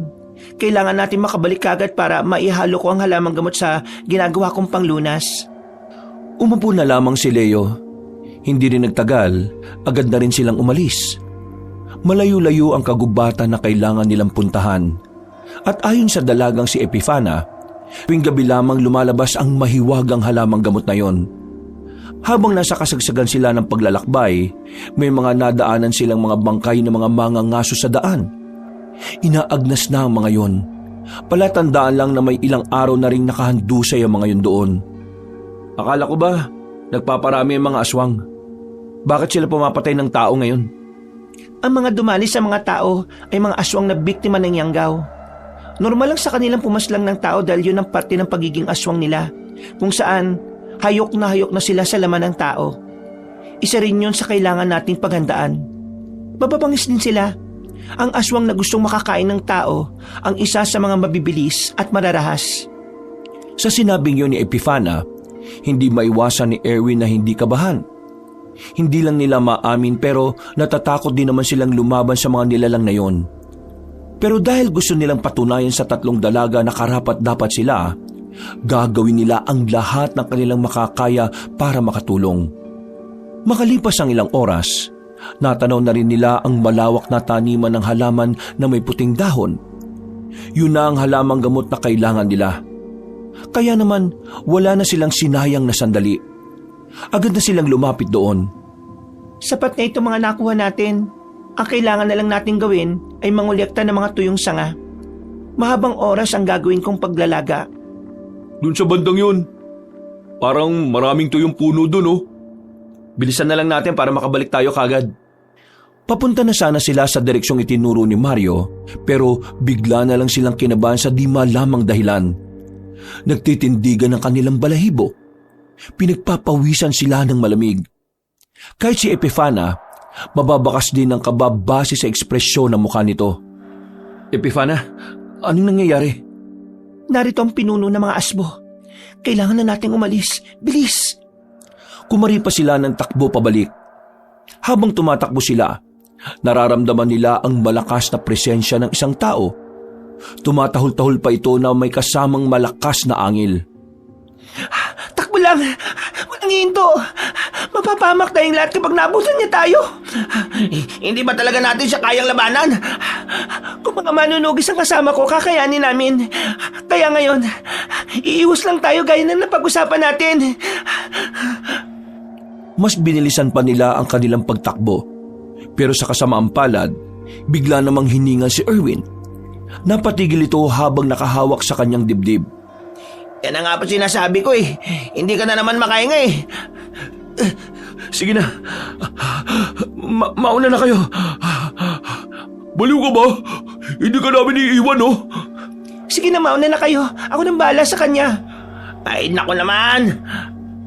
Walang nagawa si Mario at Leo. Sinunod na lamang nila ang sinabi ng dalaga. Inisikaso ni Epifana si Erwin noong mga sandaling yon. Pero nagulat na lamang sila nang makitang nasa harapan na nila ang pinuno ng mga asbo. Isang aso na matangkad at kulay pula ang mga matang tila umiilaw rin. Anong gagawin natin ngayon? Diyan ka lang, akong bahala. Inihanda na ni Epifana ang kanyang hawak na itak.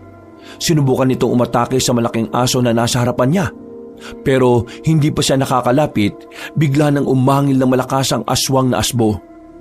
Malakas ang pag-angil na ginawa ng aswang, kaya naman halos ikabingin nilang dalawa yon. Hindi natuloy ang dalaga sa paglapit nito, pero dumamba sa kanya ang malaking asong itim. Pumaibabaw ito kay Epifana. Mabuti na lamang ay nakagawa agad ito ng paraan para makaalis sa ganong klase ng posisyon.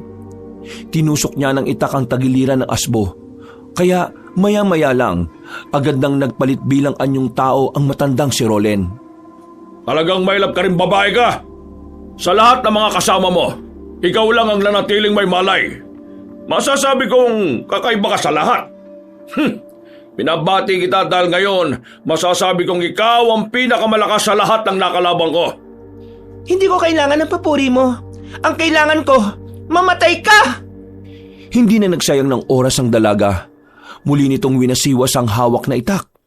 Pero mabilis din namang nakakailag sa kanya ang aswang na si Rolen. Tila ba mas mahirap pa para kay Epifana na nakaganong anyo ang kanilang kalaban. Maya-maya, tinamaan na ng matanda ang babaeng si Epifana dahilan para tuluyan ng mapaluhod ang isang tuhod ng babae. Hindi ko alam kung anong meron sa'yo eh. Pero nararamdaman kong kakaibang lakas ng katawan mo. Ang kaso nga lang, ngayong gabi, hindi ko nahahayaan pang maging hadlang ka sa pagpaparami ng mga aswang na asbo. May kung anong bagay na inilabas si Epifana at saka isinaboy sa mukha ng matandang aswang. Dahil sa kanyang ginawa ay napuwing ang mga mata ni Mang Rolen. Hindi na ito nakalapit pa. Sinamantala naman ni Epifana at Erwin ang pagkakataon. Mabilis silang tumakbo. Nang makarating na sila sa gilid ng ilog, nakita nila sa kabilang banda ang dalawang binata. Dito! Nandito kami! Ayun sila, tara! Sinuong nila ang malakas na agos ng tubig. Mabuti na lamang ay meron silang nahawakan na kawayan kaya sila nakatawid.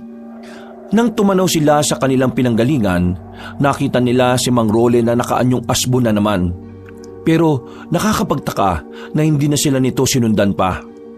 Wala na silang oras para ianalisa pa kung ano ang dahilan. Kinuha na lamang nila ang pagkakataon na iyon para umalis. Nagmamadali silang tumakbo hanggang sa tuluyan na nga silang nakaalis sa lugar na iyon. Hindi nila nadala ang mga tuyong panggatong, pero ang mahalaga, nadala nila pauwi ang mga halamang gamot na kakailanganin nila. May sugat ka, Epifana? Huwag niyo akong intindihin. Sanay na ako sa mga ganitong uri ng sugat. Bilisan na lang natin ang paglalakad at nang matapos ko na rin ang lunas para sa mga kasamahan natin. Noong mga sandaling yon, nakahinga na rin ng maluwag ang binatang si Erwin. Ligtas silang nakauwi. At dahil wala silang nadalang mga panggatong, pinagtiisan na lamang nila ang mga lumang dingding sa mga kabahayan. Habang abala ang dalaga, sinamantala na ng 3 binatang pagkakataon para makapagpahinga. Akala ko kanina, Hindi na talaga kayo makakasunod sa amin eh. Akala ko nga rin kanina mamamatay na kami. Buti na lang talaga, matalino si Epifana. Sana naman maging maayos na rin ang kalagayan ni Luisa. Isang malalim na buntong hininga na lamang ang nagawa ng lalaking si Erwin. Kinaumagahan, nagising na rin si Edina at Luisa. Tuwang-tuwa ang dalawang binata dahil doon. Samantalang si Erwin, pansamantala na muna siyang nagpaalam. Kailangan niya muna kasing ipaalam sa kanyang ama ang nangyayari sa buhay niya. Nagpahatid siya sa ilang kasamahan ni Epifana sa takot na baka makasalubong niya sa daan si Mang Rolen. Nang makarating siya sa baryo nila, nakita niya ang kanyang ina na nakikipagtsismisan. Narinig niyang siya na naman ang pinag-uusapan ng mga yon. Wala na siyang dapat pakialam at hahayaan na lang sana yon. Pero hindi na naman niya nagustuhan ang sinabi ng kanyang ina. Ay nako, bakit naman mag-aanak ang kaisa-isa kong anak? Sarili niya nga hindi kayang buhayin. Kita niyo naman sa akin pa rin numaasa. Ang laki-laki na. Ma, kailangan mo ba talagang sabihin pa yan sa kanila? Nagulat ang matandang babae nang marinig ang tinig ng anak. Hindi nito inaasahan na naroon na pala si Erwin. Tila naputulan na ng dila si Aling Maning dahil hindi na ito nakapagsalita. Ikaw lang yung ina na kayang sirain sa ibang tao ang sariling anak no? Kakaiba ka talaga, ma. Sana maging masaya ka sa ginagawa mo sa anak mo. Napapiling na lamang si Erwin at pinagpatuloy na lang ang paglalakad. Nang makarating siya sa kanilang bahay, hindi na niya sinabi pa kay Mang Jeston ang nangyari. Batid niya kasing hindi magugustuhan ng ama niya ang bagay na yon at baka mag-away na naman ang dalawa. Oh, inumaga ka yata ngayon. Pa, may sasabihin ako sa inyo pero wag ka sanang mabibigla. Ay, pambihira. Nakabuntis ka? Pa naman, ang OA niyo dyan Hindi Ay, hindi ba? Ay, ano pala? Tumingin-tingin na muna ang lalaki sa labas kung may ibang nakakarinig. Nang masigurong wala namang tao, hindi na siya nagsayang ng oras. Agad na niyang kinuwento ang mga nangyari. Hindi naman makapaniwala ang kanyang ama nang malaman ang mga nangyari sa buhay niya. Kalakip nito ay ang pag-aalala nito para sa kaligtasan niya. Anak, alam kong gusto mo talaga ang babaeng yon. Pero anak, delikado ka dyan. Kung yang si Epifana sanay na sa pakikipaglaban sa mga aswang, ikaw hindi pa. Nag-aalala lang ako na baka mapahama ka dyan. Pa, mahal ko si Epifana.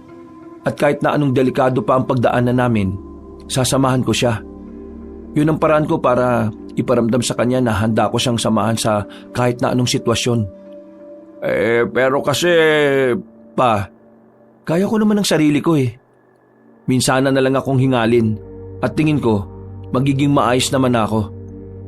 Kung yan ang gusto mo, di bahala ka. Basta, ipapangako mo sa akin na makakabalik ka rito ng buhay, Alam mo naman na parang ikaw na lang ang meron ako, hindi ba? Kapag nawala ka, parang mag-isa na lang din ako. Kung sana, ayos sa atin ang mama mo Pero wala Wala rin naman akong aasahan na pagmamahal sa kanya. Huwag ka mag-alala pa. Babalik naman ako ng buhay Pangako yan. Meron ba ako may tutulong dyan, anak? Di ba nasabi mo na yung mga aswang na yun nandudukot sila ng mga taong ginagawa rin nilang aswang. Ang magagawa mo na lang para sa akin pa ay yung ingatan niyo ang sarili ninyo. Kapag may nakita kayong kahinahinalang tao, hindi kaya malaking aswang, umiwas na kagad kayo. Hindi kaya malaking aso, umiwas na kagad kayo. Tumango-tango na lamang ang matandang si Jeston. Pumasok na lang si Erwin sa sariling silid. Balak niya na lang sanang mahiga pero hindi na niya namalaya na nakatulog na pala siya. Paggising niya, gabi na pala. 11:00 na. Agad siyang napabangon nang maalala sina Epifana na maaaring hinihintay na rin siya. Gagi, napahaba pala yung tulog ko. Nang lumabas siya at nagtungo sa sala, naabutan niya si Mang Jeston na may hawak na kutsilyo.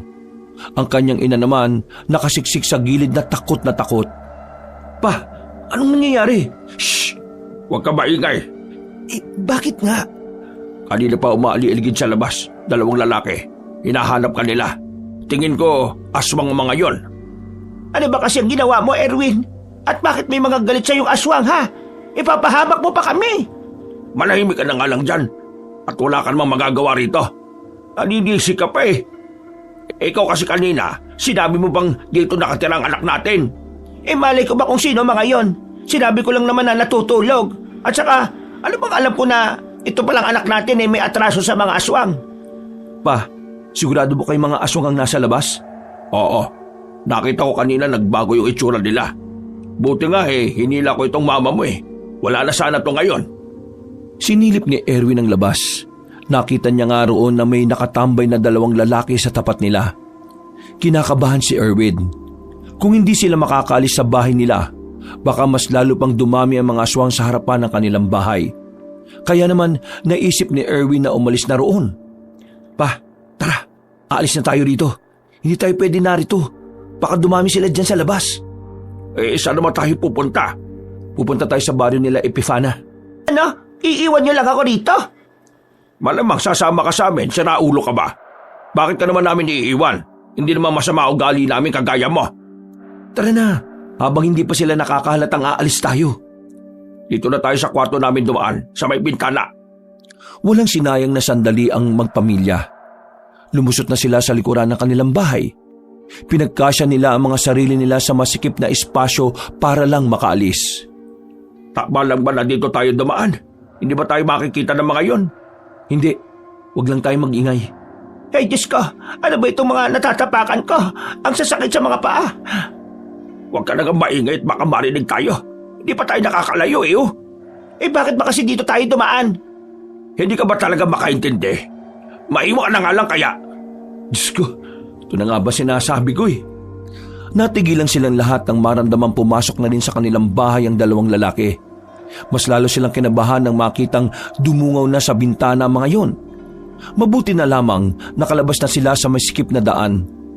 Wala silang sinayang na pagkakataon. Habang hindi pa sila nakikita ng mga yon ay tumakbo na sila paalis. Nakarating sila sa kalsada. Pansamantala na muna silang nagtago sa likuran ng truck habang naghihintay ng daraang sasakyan. Tingnan mo na ginawa mo. Munti ka pa tayo makita. Nang dahil sa'yo, mapapahamak pa tayo eh. Ay nako, kahit na kailan talaga. Wala ka nang ginawang maganda para sa amin. Kanina pa kasi ako nagtatanong bakit hinahabol ng mga aswang ang anak natin na to? Bakit?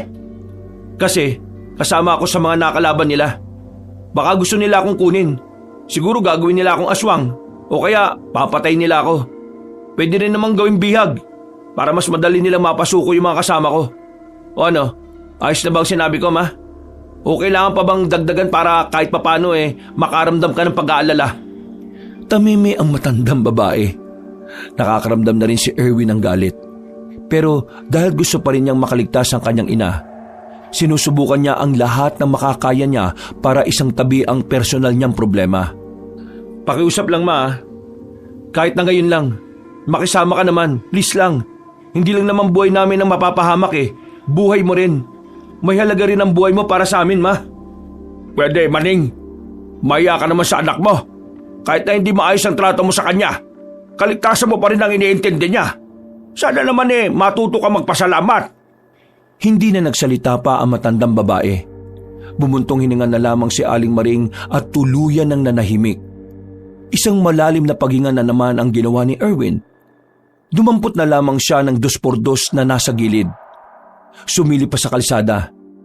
Nang masigurong walang makakakita sa kanila, sinenyasan na niya ang kanyang magulang na lumabas.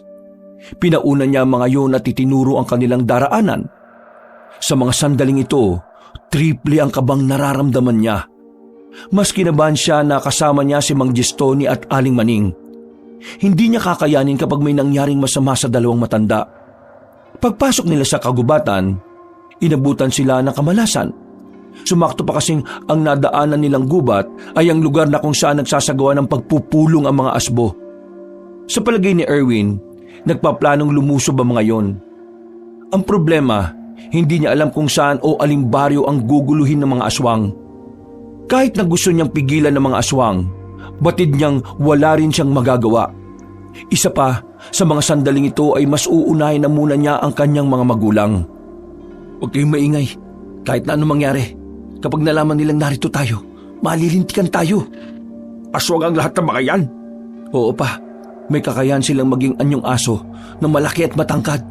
Ang tawag sa kanila, aswang na asbo. Anong ginagawa nila? Baka nagbabalak na manggulo. Halos 15 minutong naghintay sila Erwin na matapos ang ginagawa ng mga aswang. Nang makalis na mga yon, saka pa lamang sila naglakas ng loob na ipagpatuloy ang kanilang paglalakad. Pero hindi pa man sila nakakalayo sa lugar na yon, may mga aswang nang humarang sa kanila. Hindi nila inaasahan na may mga aswang pa palang bumalik.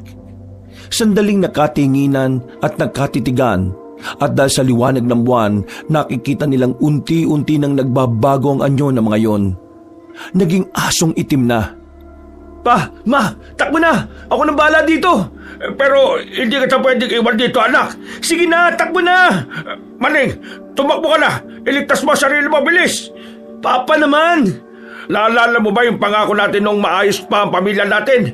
Tayong dalawang lalaki ang poprotekta sa nag-iisang babae sa pamilya natin! Ngumiti si Mang Jeston. Ilang sandali lang ay umangil na ang mga asbo. Sinyales na aatake na ang mga yun. Ma, takbo na! Natatarantang tumakbo ang matandang si Maning. Hindi na rin ito nakapagsalita pa dahil sa sobrang takot.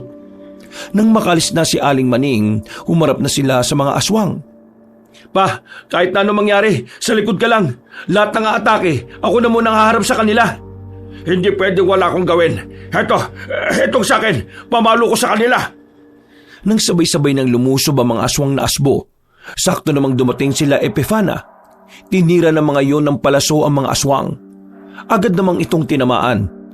Parang nabunutan ng tinik sa lalamunan ng magama. Nanlambot na lamang ang matandang lalaki dahil sa takot. Pre, ayos lang ba kayo? Mabuti na lang nakasulubong namin si Aling Maning. Maraming salamat mga pre. Pero yung mga aswang, may binabalak sila. Meron silang lulusubin. Pero hindi ko alam kung saan eh. Kasama ba nila si Mang Rolen? Hindi ko siya nakita kanina. Hindi ako pwede magkamali. Ang baryo namin ang lulusubin nila.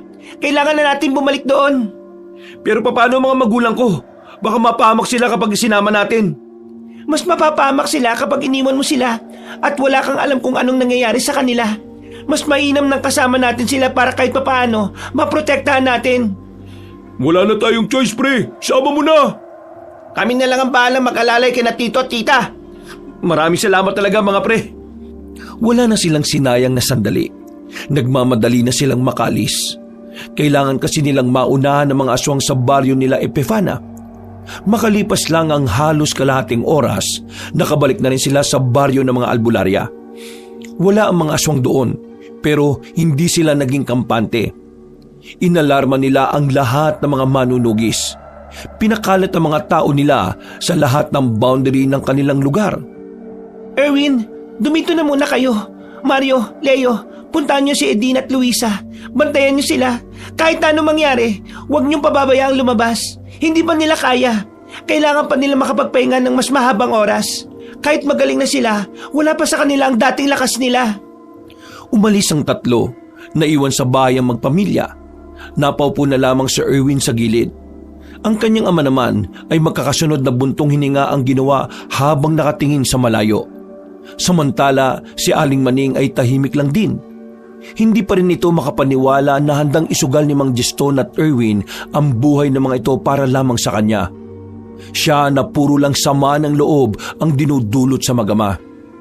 Huwag na kayo mag-alala. Habang wala ang mga aswang, bansamantala tayong ligtas dito.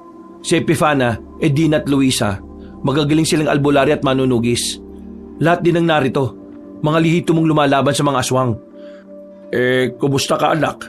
Hindi ka ba hiningal? Wala ka bang nararamdaman? Kanina parang titigil na yung tibok ng puso ko sa sobrang kabe. Hindi kasi ako sanay na kasama ko kayo. Hindi ko kaya na mapahama kayo dahil sa mga aswang na yun. Pero ngayon, maayos na ako. Nakakahinga na ako na maayos.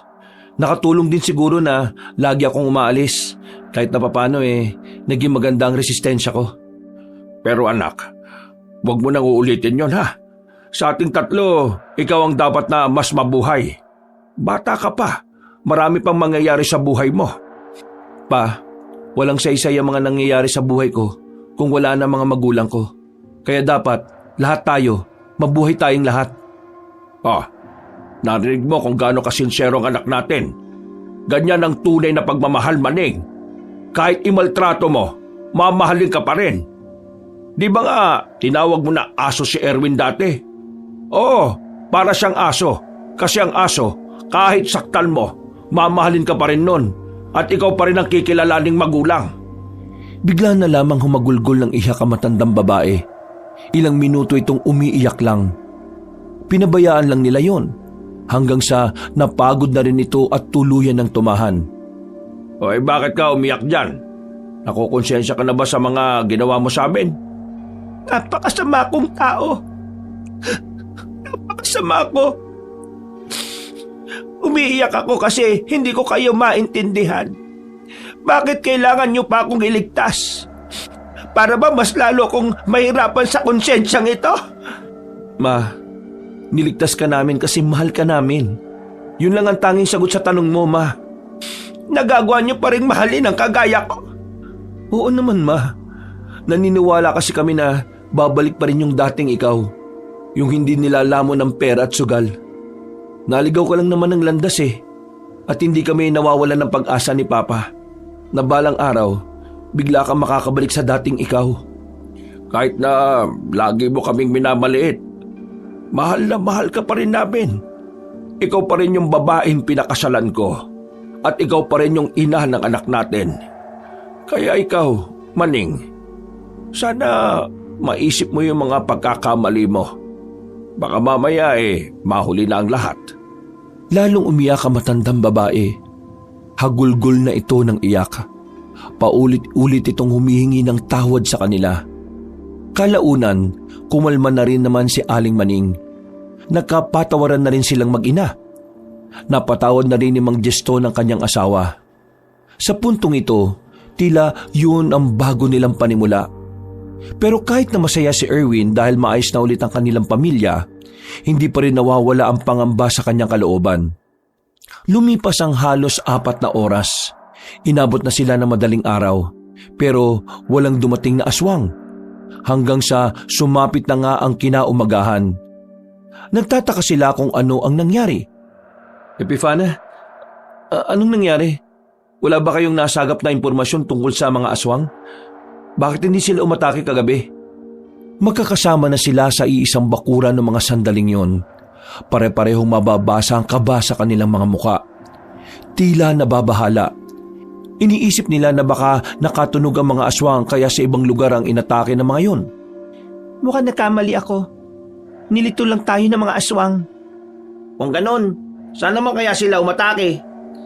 May hinala ako. Inatake nila ang mga pamilya namin. Ibig mo sabihin, may isa pa kayong baryo na kung saan naroon ang mga pamilya ninyo? Oo. Kahit na may kaalaman sila sa pakikipaglaban, kinakabahan pa rin ako. Kung sakaling kasama ng mga aswang si Mang Roland kagabi, tsak na maraming namatay sa mga pamilya namin. Tumayo ang dalaga. Dinampot nito ang hawak na itak na nasa gilid. Oh, saan ka pupunta? Di na, Luisa. Balikan natin ang baryo ng mga pamilya natin. Teka, sasama kami. Ako rin. Aba, siyempre ako rin. Nagpaalam na muna si Erwin sa kanyang mga magulang. Kampante naman si Erwin na walang mangyayaring masama sa dalawang matanda dahil maraming nagbabantay sa mga yon. Hindi nagtagal, lumarga na rin sila. Hindi naman kalayuan ang baryong kanilang pinuntahan. Kaya 20 minutos na lakaran lang, nakarating na rin sila roon. Sa labas pa lang ng baryo, nararamdaman na kagad nila ang mabigat na atmosfera na nagmumula sa loob. Bakas na sa mukha ng 3 babae ang kaba. Nagmamadali silang pumasok. Muntikang pang matalisod si Erwin nang nasagi niya ang isang bangkay na nakahandusay sa labag. Sugatan ng bangkay, hindi mabilang ang malalalim at mahahabang kalmot sa katawan. Tama nga ang inala mo, Epifana. Dito sila umatake. Ang mga magulang namin. Mabilis na naglakad ng 3 babae. Inisa-isa nilang puntahan ang bahay ng pamilya nila. Nang makarating sila sa bahay nila Epifana, nakita sila ng sulat sa ilalim ng lamesa. Nakasaad sa sulat na nakaalis na ang kanilang mga pamilya bago pa man dumating ang mga aswang. Nakahinga ng maluwag si Epifana at ang 2 dalaga. Anong sabi sa sulat? Nakatunog sila. Nakaalis silang lahat dito bago pa may makarating na mga aswang. Pero yung mga bangkay na nakita natin kanina, hindi namin kilala. Mga dayo lang at pumasok sa baryo para magnakaw. Kinarma ang mga loko. Alam nilang walang tao kaya nila pagnanakawan itong mga bahay. Kailangan na nating maghanda. Mas magiging madugo ang susunod na laban. Erwin, kailangan nyo nang matuto. Kailangan nyo mas maging matatag para mas makalaban na rin. Hindi sa lahat ng oras kaya namin kayong protektahan. Kaya mas mainam na kaya nyo ring ipagtanggol ang sarili ninyo. Napatango na lang din sila Erwin. Dahil wala na rin naman silang gagawin doon, agad na rin silang umalis. Pagbalik nila sa baryo ng mga manunugis, sinamantala nila ang buong maghapon para ihanda ang kanilang mga sarili. Nang sumapit na naman ang kinagabihan, lahat na matatandang nasa baryong yon, pinapasok na sa mga sikretong silong ng mga bahay. May mga lagusan kasi roon na parang itinuturing na rin nilang underground. Ang lugar na yon ay matagal nang nakalaan para sa mga ganoong klase ng pangyayari. Erwin, anak, mangako ka sa amin ha. Walang mangyayaring masama sa iyo. Makakabalik ka sa amin ng buhay. Oo pa, makakasama niyo ako ulit. Hindi ko alam ang sasabihin ko. Alam kong naging masamang ina ako sa iyo. Pero sana mabigyan mo ulit ako ng pagkakataong makabawi. Kaya kailangan mabuhay ka, Erwin, anak. Huwag po kayong mag-alala. Sabay-sabay po kaming lalaban. Walang iwanan. Kami po ang bahala sa kanila. Matapos ang pag-uusap na yon, pinapasok na rin sa silong ang dalawang matanda. Lumabas na sila Erwin sa bahay. Hawak-hawak na nila ang kanilang mga sandata. Dahil sa mga sandaling yun, inaasahan nilang magaganap na ang pag-atake ng mga hinihintay nilang kalaban. Luisa, Edina, kayong dalawang pinaka-inaasahan ko na makakatuwang ko sa pakikipaglaban kay Mang Roland. Erwin, Leo at Mario, ang mga pangkaraniwang asbo lang ang kakalabanin nyo. Sige, naintindihan namin. Sige na, pumeso na tayo sa bukana ng baryo. Naglakad ng matatag ang mga manunugis patungo sa kanilang pupwestuhan. Mararamdaman sa kanilang bawat takbang ang kanilang tapang at pagiging determinado. Kahit na may kaunti pa rin nararamdamang kaba si Erwin, kakaiba ang lakas niya ngayon. Dahil sa puntong ito, hindi na lamang si Epifana ang dahilan kung bakit siya lumalaban. Inaaalay niya rin ang laban na yon sa kanyang mga magulang. Hindi nang tagal, nagpakita na nga si Mang Roland sa tapat ng baryo. Tindig pa lang nito ay ramdam na nila ang nag-uumapaw nitong kumpiyansa. Pinahanga ko ng mga pamilya ninyo. Wala kaming inabutan. Masasabi kong hindi rin talaga kayo basta-basta.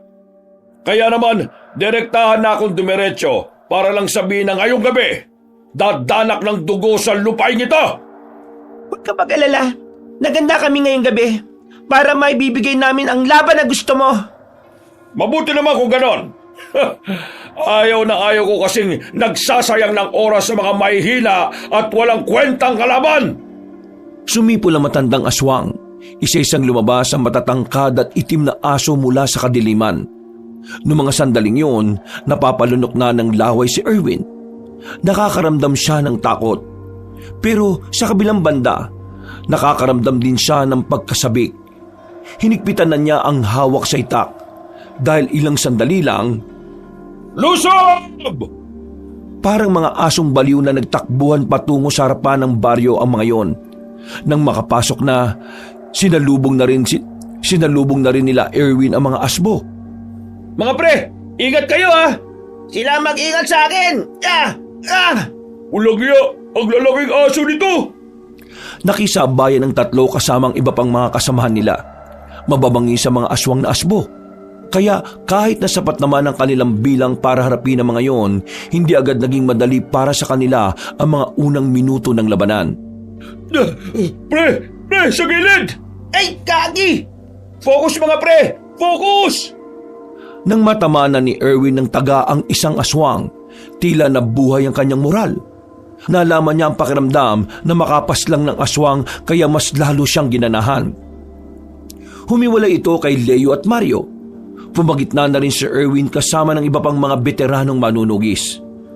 Makalipas lang ang sandali, marami na rin ang sugatan sa kanilang hanay. Pero kahit na ganoon, mas marami naman silang napatay na aswang. Masasabi nilang nakalalamang pa rin sila kahit na papano. Walang susuko! Erwin! Pre, sa likuran mo! Diyos ko ka, oh! Pagkaharap ni Erwin, hindi na niya namalayan na nasa likuran na pala niya ang matandang si Rolen. Hinawakan siya nito sa leeg. Sa puntong yon, napatigil na rin sila Epifana. Bakit? Hindi mo ba kayang kaming tatlo? Kaya gagamit ka ng bihag ngayon? Anong hindi kaya? Ginagamit ko lang isang to para naman may pakinabang. Ngayon, kung hindi kayo susuko, mamamatay ang isang ito! Binitiwan ni Mang Rolen si Erwin, pero mabilis naman naglabas ng punyalang aswang na si Rolen. Itinutok yon sa mismong leeg ng binata. Huwag kayong makinig sa isang ito! Mas piliin nyo ang maraming buhay kumpara sa akin! Uy! Baliw! Kahit hindi ko ang piliin namin, malalagay pa rin kami lahat sa alanganin. Wala ring saysay, no? Tama si Leo, kaya mas maganda nang piliin namin ang buhay mo ngayon. Wag! Hindi nyo ko na... Tama na! Tama na yung walang kwentang usapan na to! Tama na talaga! May kung anong dinukot si Erwin sa kanyang bulsa. Buhangin niyo na agad namang isinaboy sa mukha ni Mang Rolen. Nang dahil doon, nakakuha ng pagkakataon si Erwin na tagain na matandang aswang. Tinamaan niya yun sa mukha. Pero dahil sa kanyang ginawa, tuluyan ang naging halimaw ang matandang lalaki. Nagpalit niya ito ng anyo bilang asbo. Pero kung ikukumpara sa ibang aswang na asbo na naroroon, di hamak ng mas malaki at mas matangkad si Mang Rolen. Ihandaan niyo na ang mga sarili ninyo! Umangil ng malakas si Mang Rolen. Na nakita mga tenga nila kaya sandali silang nawala sa forma. Mayang-maya pa, nakita na lamang ni Erwin na nasa harapan na niya ang halimaw. Kinalmot siya nito. Nagawa naman niya itong ilagan. Ang kaso nga lang, nahawakan ni Mang Rolen ang kanyang balikat at pinisil ng madiin. Napasigaw pa sa sakit ang binata. Mabuti na lang ay nakalapit agad ang 3 babae sa kanya para ilayo siya. Ayos ka lang? Hindi ko maigalaw ang balikat ko. Ang sakit! Gumilit ka muna. Kami nang bahala. Hinarap ng 3 babae ang pinuno ng mga asbo. Walang humpay ang pag-atake na ginawa ni Mang Rolen. Napansin ni Epifana na parabang bara-bara na ang ginagawa ng kanilang kalaban. Tila hindi na ito nag-iisip. Parabang nakaukit lang sa utak nito na patayin ang lahat ng nasa harapan nito. Edina, Luisa, tsumembo tayo. Wala na sila sa tamang pag-iisip. Madali na natin ito mapapaslang. Tumango ang 2 babae kay Epifana, pero si Mang Rolen tuloy lang ang paglusob sa kanila. Dahil sa bilis nito, tinamaan na rin ito ang 3 babae.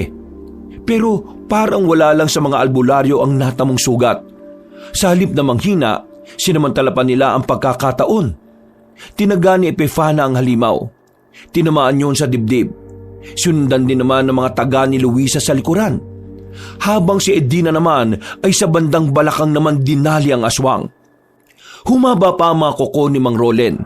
Akmang lulundagan nito si Epifana. Pero naitarak na rin ng dalaga ang itak sa mismong dibdib nito.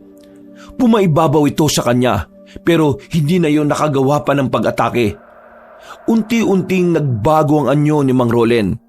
Bumalik yon sa dati nitong anyo bilang tao. Hindi ako makapaniwala. Nagawa kong talunin ng mga babae. Wala sa kasarian ng pagiging mandirigma, Mang Rolen. Minalas ka lang talaga dahil natapat ka sa mga may puso at pagkakaisa. Marahil nga. Marahil ito na nga ang katapusan ko. Pero hindi pa itong katapusan ng lahi ng mga aswang. Nagawa pang tumawa ng malakas ni Mang Rolen, pero sa dulo ng tawa na yon ay tuluyan na rin itong nalagutan ng hininga. Naiwan na lamang ang mga pangkaraniwang asbo, na sa mga sandaling yon tila nawalan na rin yun ng pag-asa kaya agad na rin naman silang natalo. Naghiyawan ng mga manunugis. Tuwang-tuwa sila nang makuha na nila ang kanilang pagkapanalo. Maya-maya lang din, lumabas na rin ng silong ang mga matatanda. Agad din namang nilapitan ni Mang Geston at Aling Maning si Erwin. Mabuti naman at ligtas kayo, anak. Pero anong nangyari sa iyo? Wala to pa. Hindi naman to sobrang seryoso. Ang mahalaga ngayon, wala na po ang kalaban nating aswang. Makakapamuhay na po tayo ng mapayapa. Salamat naman sa Diyos. Nagyakapan silang tatlo. Natuwa naman sa kanila ang lahat ng nakakita. Lalong-lalo na ang dalawang binata na si Mario at Leo. Nang matapos ang kaguluhan, makalipas lang ang 2 araw, isang pagdiriwang ang ginanap. Nagkaharap-harap sa pagdiriwang na yon ang mga magulang nila Erwin at Epifana. Nagkaroon ng formal na kasunduan sa panliligaw na itutuloy ni Erwin. Wala naman naging problema sa bawat magulang ni Erwin at Epifana. Samantala, sinagot na ni Edina si Leo. Sinagot na rin ni Luisa si Mario. Ang tanging naghihintay na lamang ng matamis na oo ay si Erwin. Pero handa naman maghintay ang binata kahit gaano pa ito katagal. Nangako kasi ito sa dalaga na kahit na anong mangyari, igagalang niya ang prosesong gustong pagdaanan ng kanilang ligawan. Sa kabilang banda, mas gumanda naman ang samahan ni Mang Jeston at Aling Maning. Nagbago na ng tuluyan si Aling Maning at mas lalo pa itong naging epektibong ina at asawa. Iniwan na nito ang sugal. Mas naglaan ito ng oras para sa pamilya. Para kay Erwin, wala na siyang ibang mahihiling. Kontento na siyang nakikitang masaya na ang mga tao sa paligid niya. Ngayong wala na mga aswang na kanilang kinatatakutan, masisimulan na niya ulit ang bagong buhay na kasama ang mga mahal niya. Isang buhay na kung saan kaligayahan at kapayapaan lamang ang kanilang mararanasan.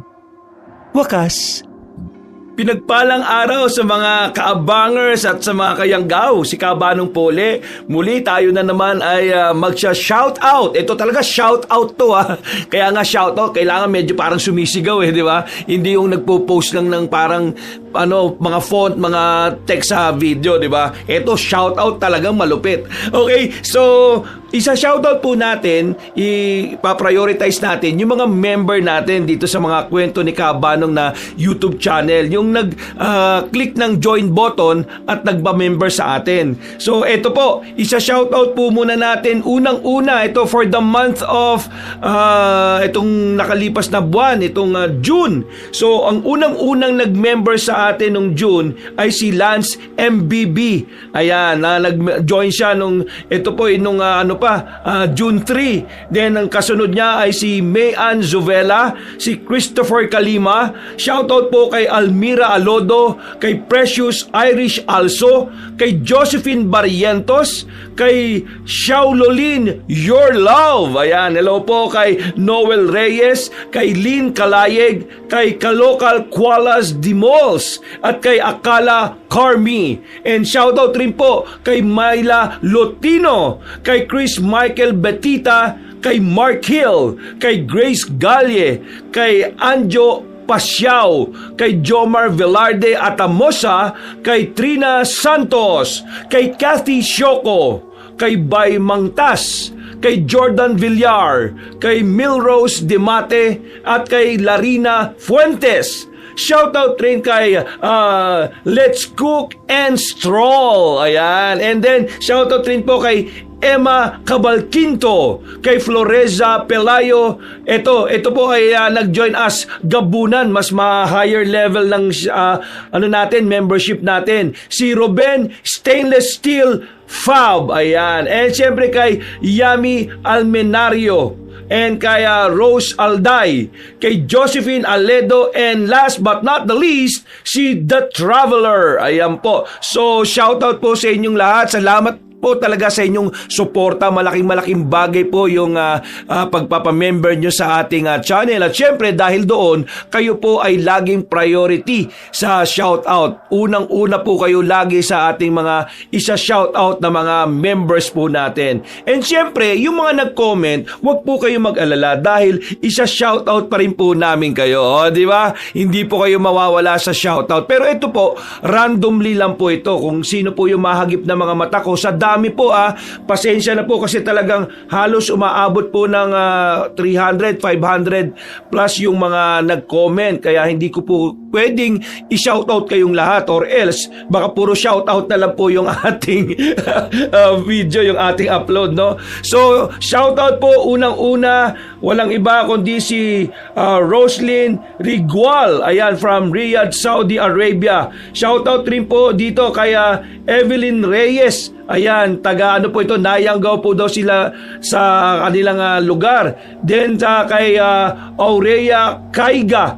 Ayan, then shoutout rin po dito po kay Jenna Sobiano from Hong Kong. Ayan, nawiwindang daw yung amo niya sa kanya.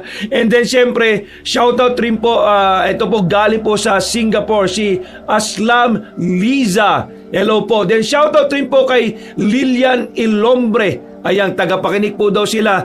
Sadyang gahama na yung sa mga aswang dahil sa kapangyarihan. Yun yung sinabi niya doon sa comment niya, no? And then syempre, ito po yung galing pa sa Jeddah, KSA. Hello po, Lilian. And then syempre kay Aurelia Ragragula. Ayan, from Pateros. Hello po, nako, meron po mga balot dyan. Hanggang ngayon ba, dyan pa rin yung nanggagaling mga balot. And syempre kay Cherry Ann Espere. Ayan, hello po kay Ann Espere from Tacloban City. Ayan. And then syempre, shoutout rin po kay Jocelyn Nazareno from, Riyadh pa. Grabe, no? Then syempre kay Lolin Mahilom from Singapore. And then shoutout rin po kay Jin Choi, ayan po, hello po. And syempre kay shoutout po kay Nikods Milan. Nakikinig po siya galing sa Saudi Arabia. Ayan, then shoutout rin po ito kay Charita Dakles. Ayan, siya, nakikinig po daw siya araw-araw. Then kay Richelyn Malangka, shoutout po sa iyo. Then syempre shoutout rin po dito, walang iba, kay Irene Caniban. Ayan, grabe po, mag-upload kayo ng bagong aswang story dahil lagi daw siyang nakikinig. Okay? And then syempre shoutout rin po dito sa Bye Leyte City po, sa Galenzoga family at Ibanez family. Hello po, shoutout po sa inyo. Then syempre po, ito po galing naman po sa Cebu City kay Judith. Ayan, kay Judy D siguro ito. Judy D. Anyways, shoutout po sa inyo. And syempre, kay Emma de la Cruz ng Bacoor. Ayan, malapit lang po. Dito lang po kami sa Las Piñas eh. Ito rin po, shoutout naman po ito galing sa Bahrain kay Leah Flowers BCC. And syempre, ito naman po ay galing sa Lavizares, Northern Samar, si Ems Denyiga. Hello po, shoutout po sa iyo. And then syempre, shoutout rin po dito sa kay Rose. Tama ba yun? Ayun, shoutout po sa iyo. And then syempre ito, shoutout rin po kay Irma Umali, yan, from Italy. Wow, buti na lang ang boses ko nakakarating ng Italy. Sana sana pati ako makarating na rin.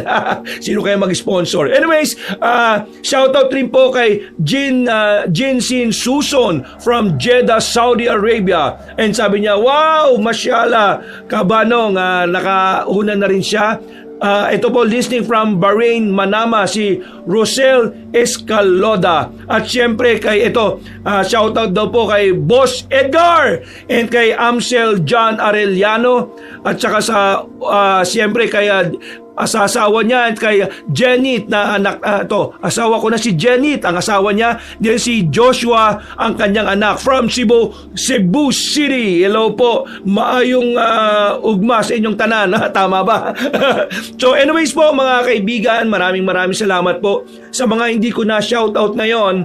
Wag po kayong magsasawa po na mag-comment po, at mas maganda nga po na i-comment nyo po yung pangalan nyo para mas yun na lang po ang basahin ko, kasi minsan pagka yung name nyo sa YouTube medyo dikit-dikit, at minsan yung iba parang screen name parang artista lang eh. And syempre kung gusto nyo pong lagi kayo napaprioritize, every video ay ma-shoutout kayo, Eto po, mag-join po kayo. Makita nyo sa title ng ano natin, 'di ba, ng ating YouTube channel, mga kwento ni Kabanong. May join button po diyan. Sa halagang almost 100 pesos lang po.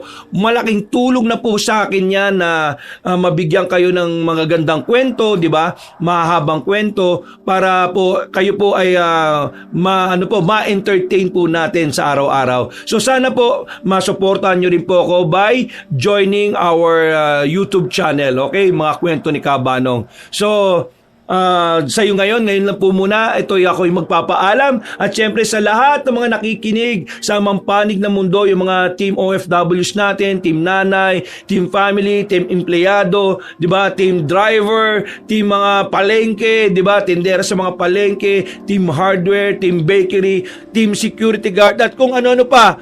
Thank you very much po. Mag-iingat po kayo lagi kung saan man kayo naroon. And God bless and I love you!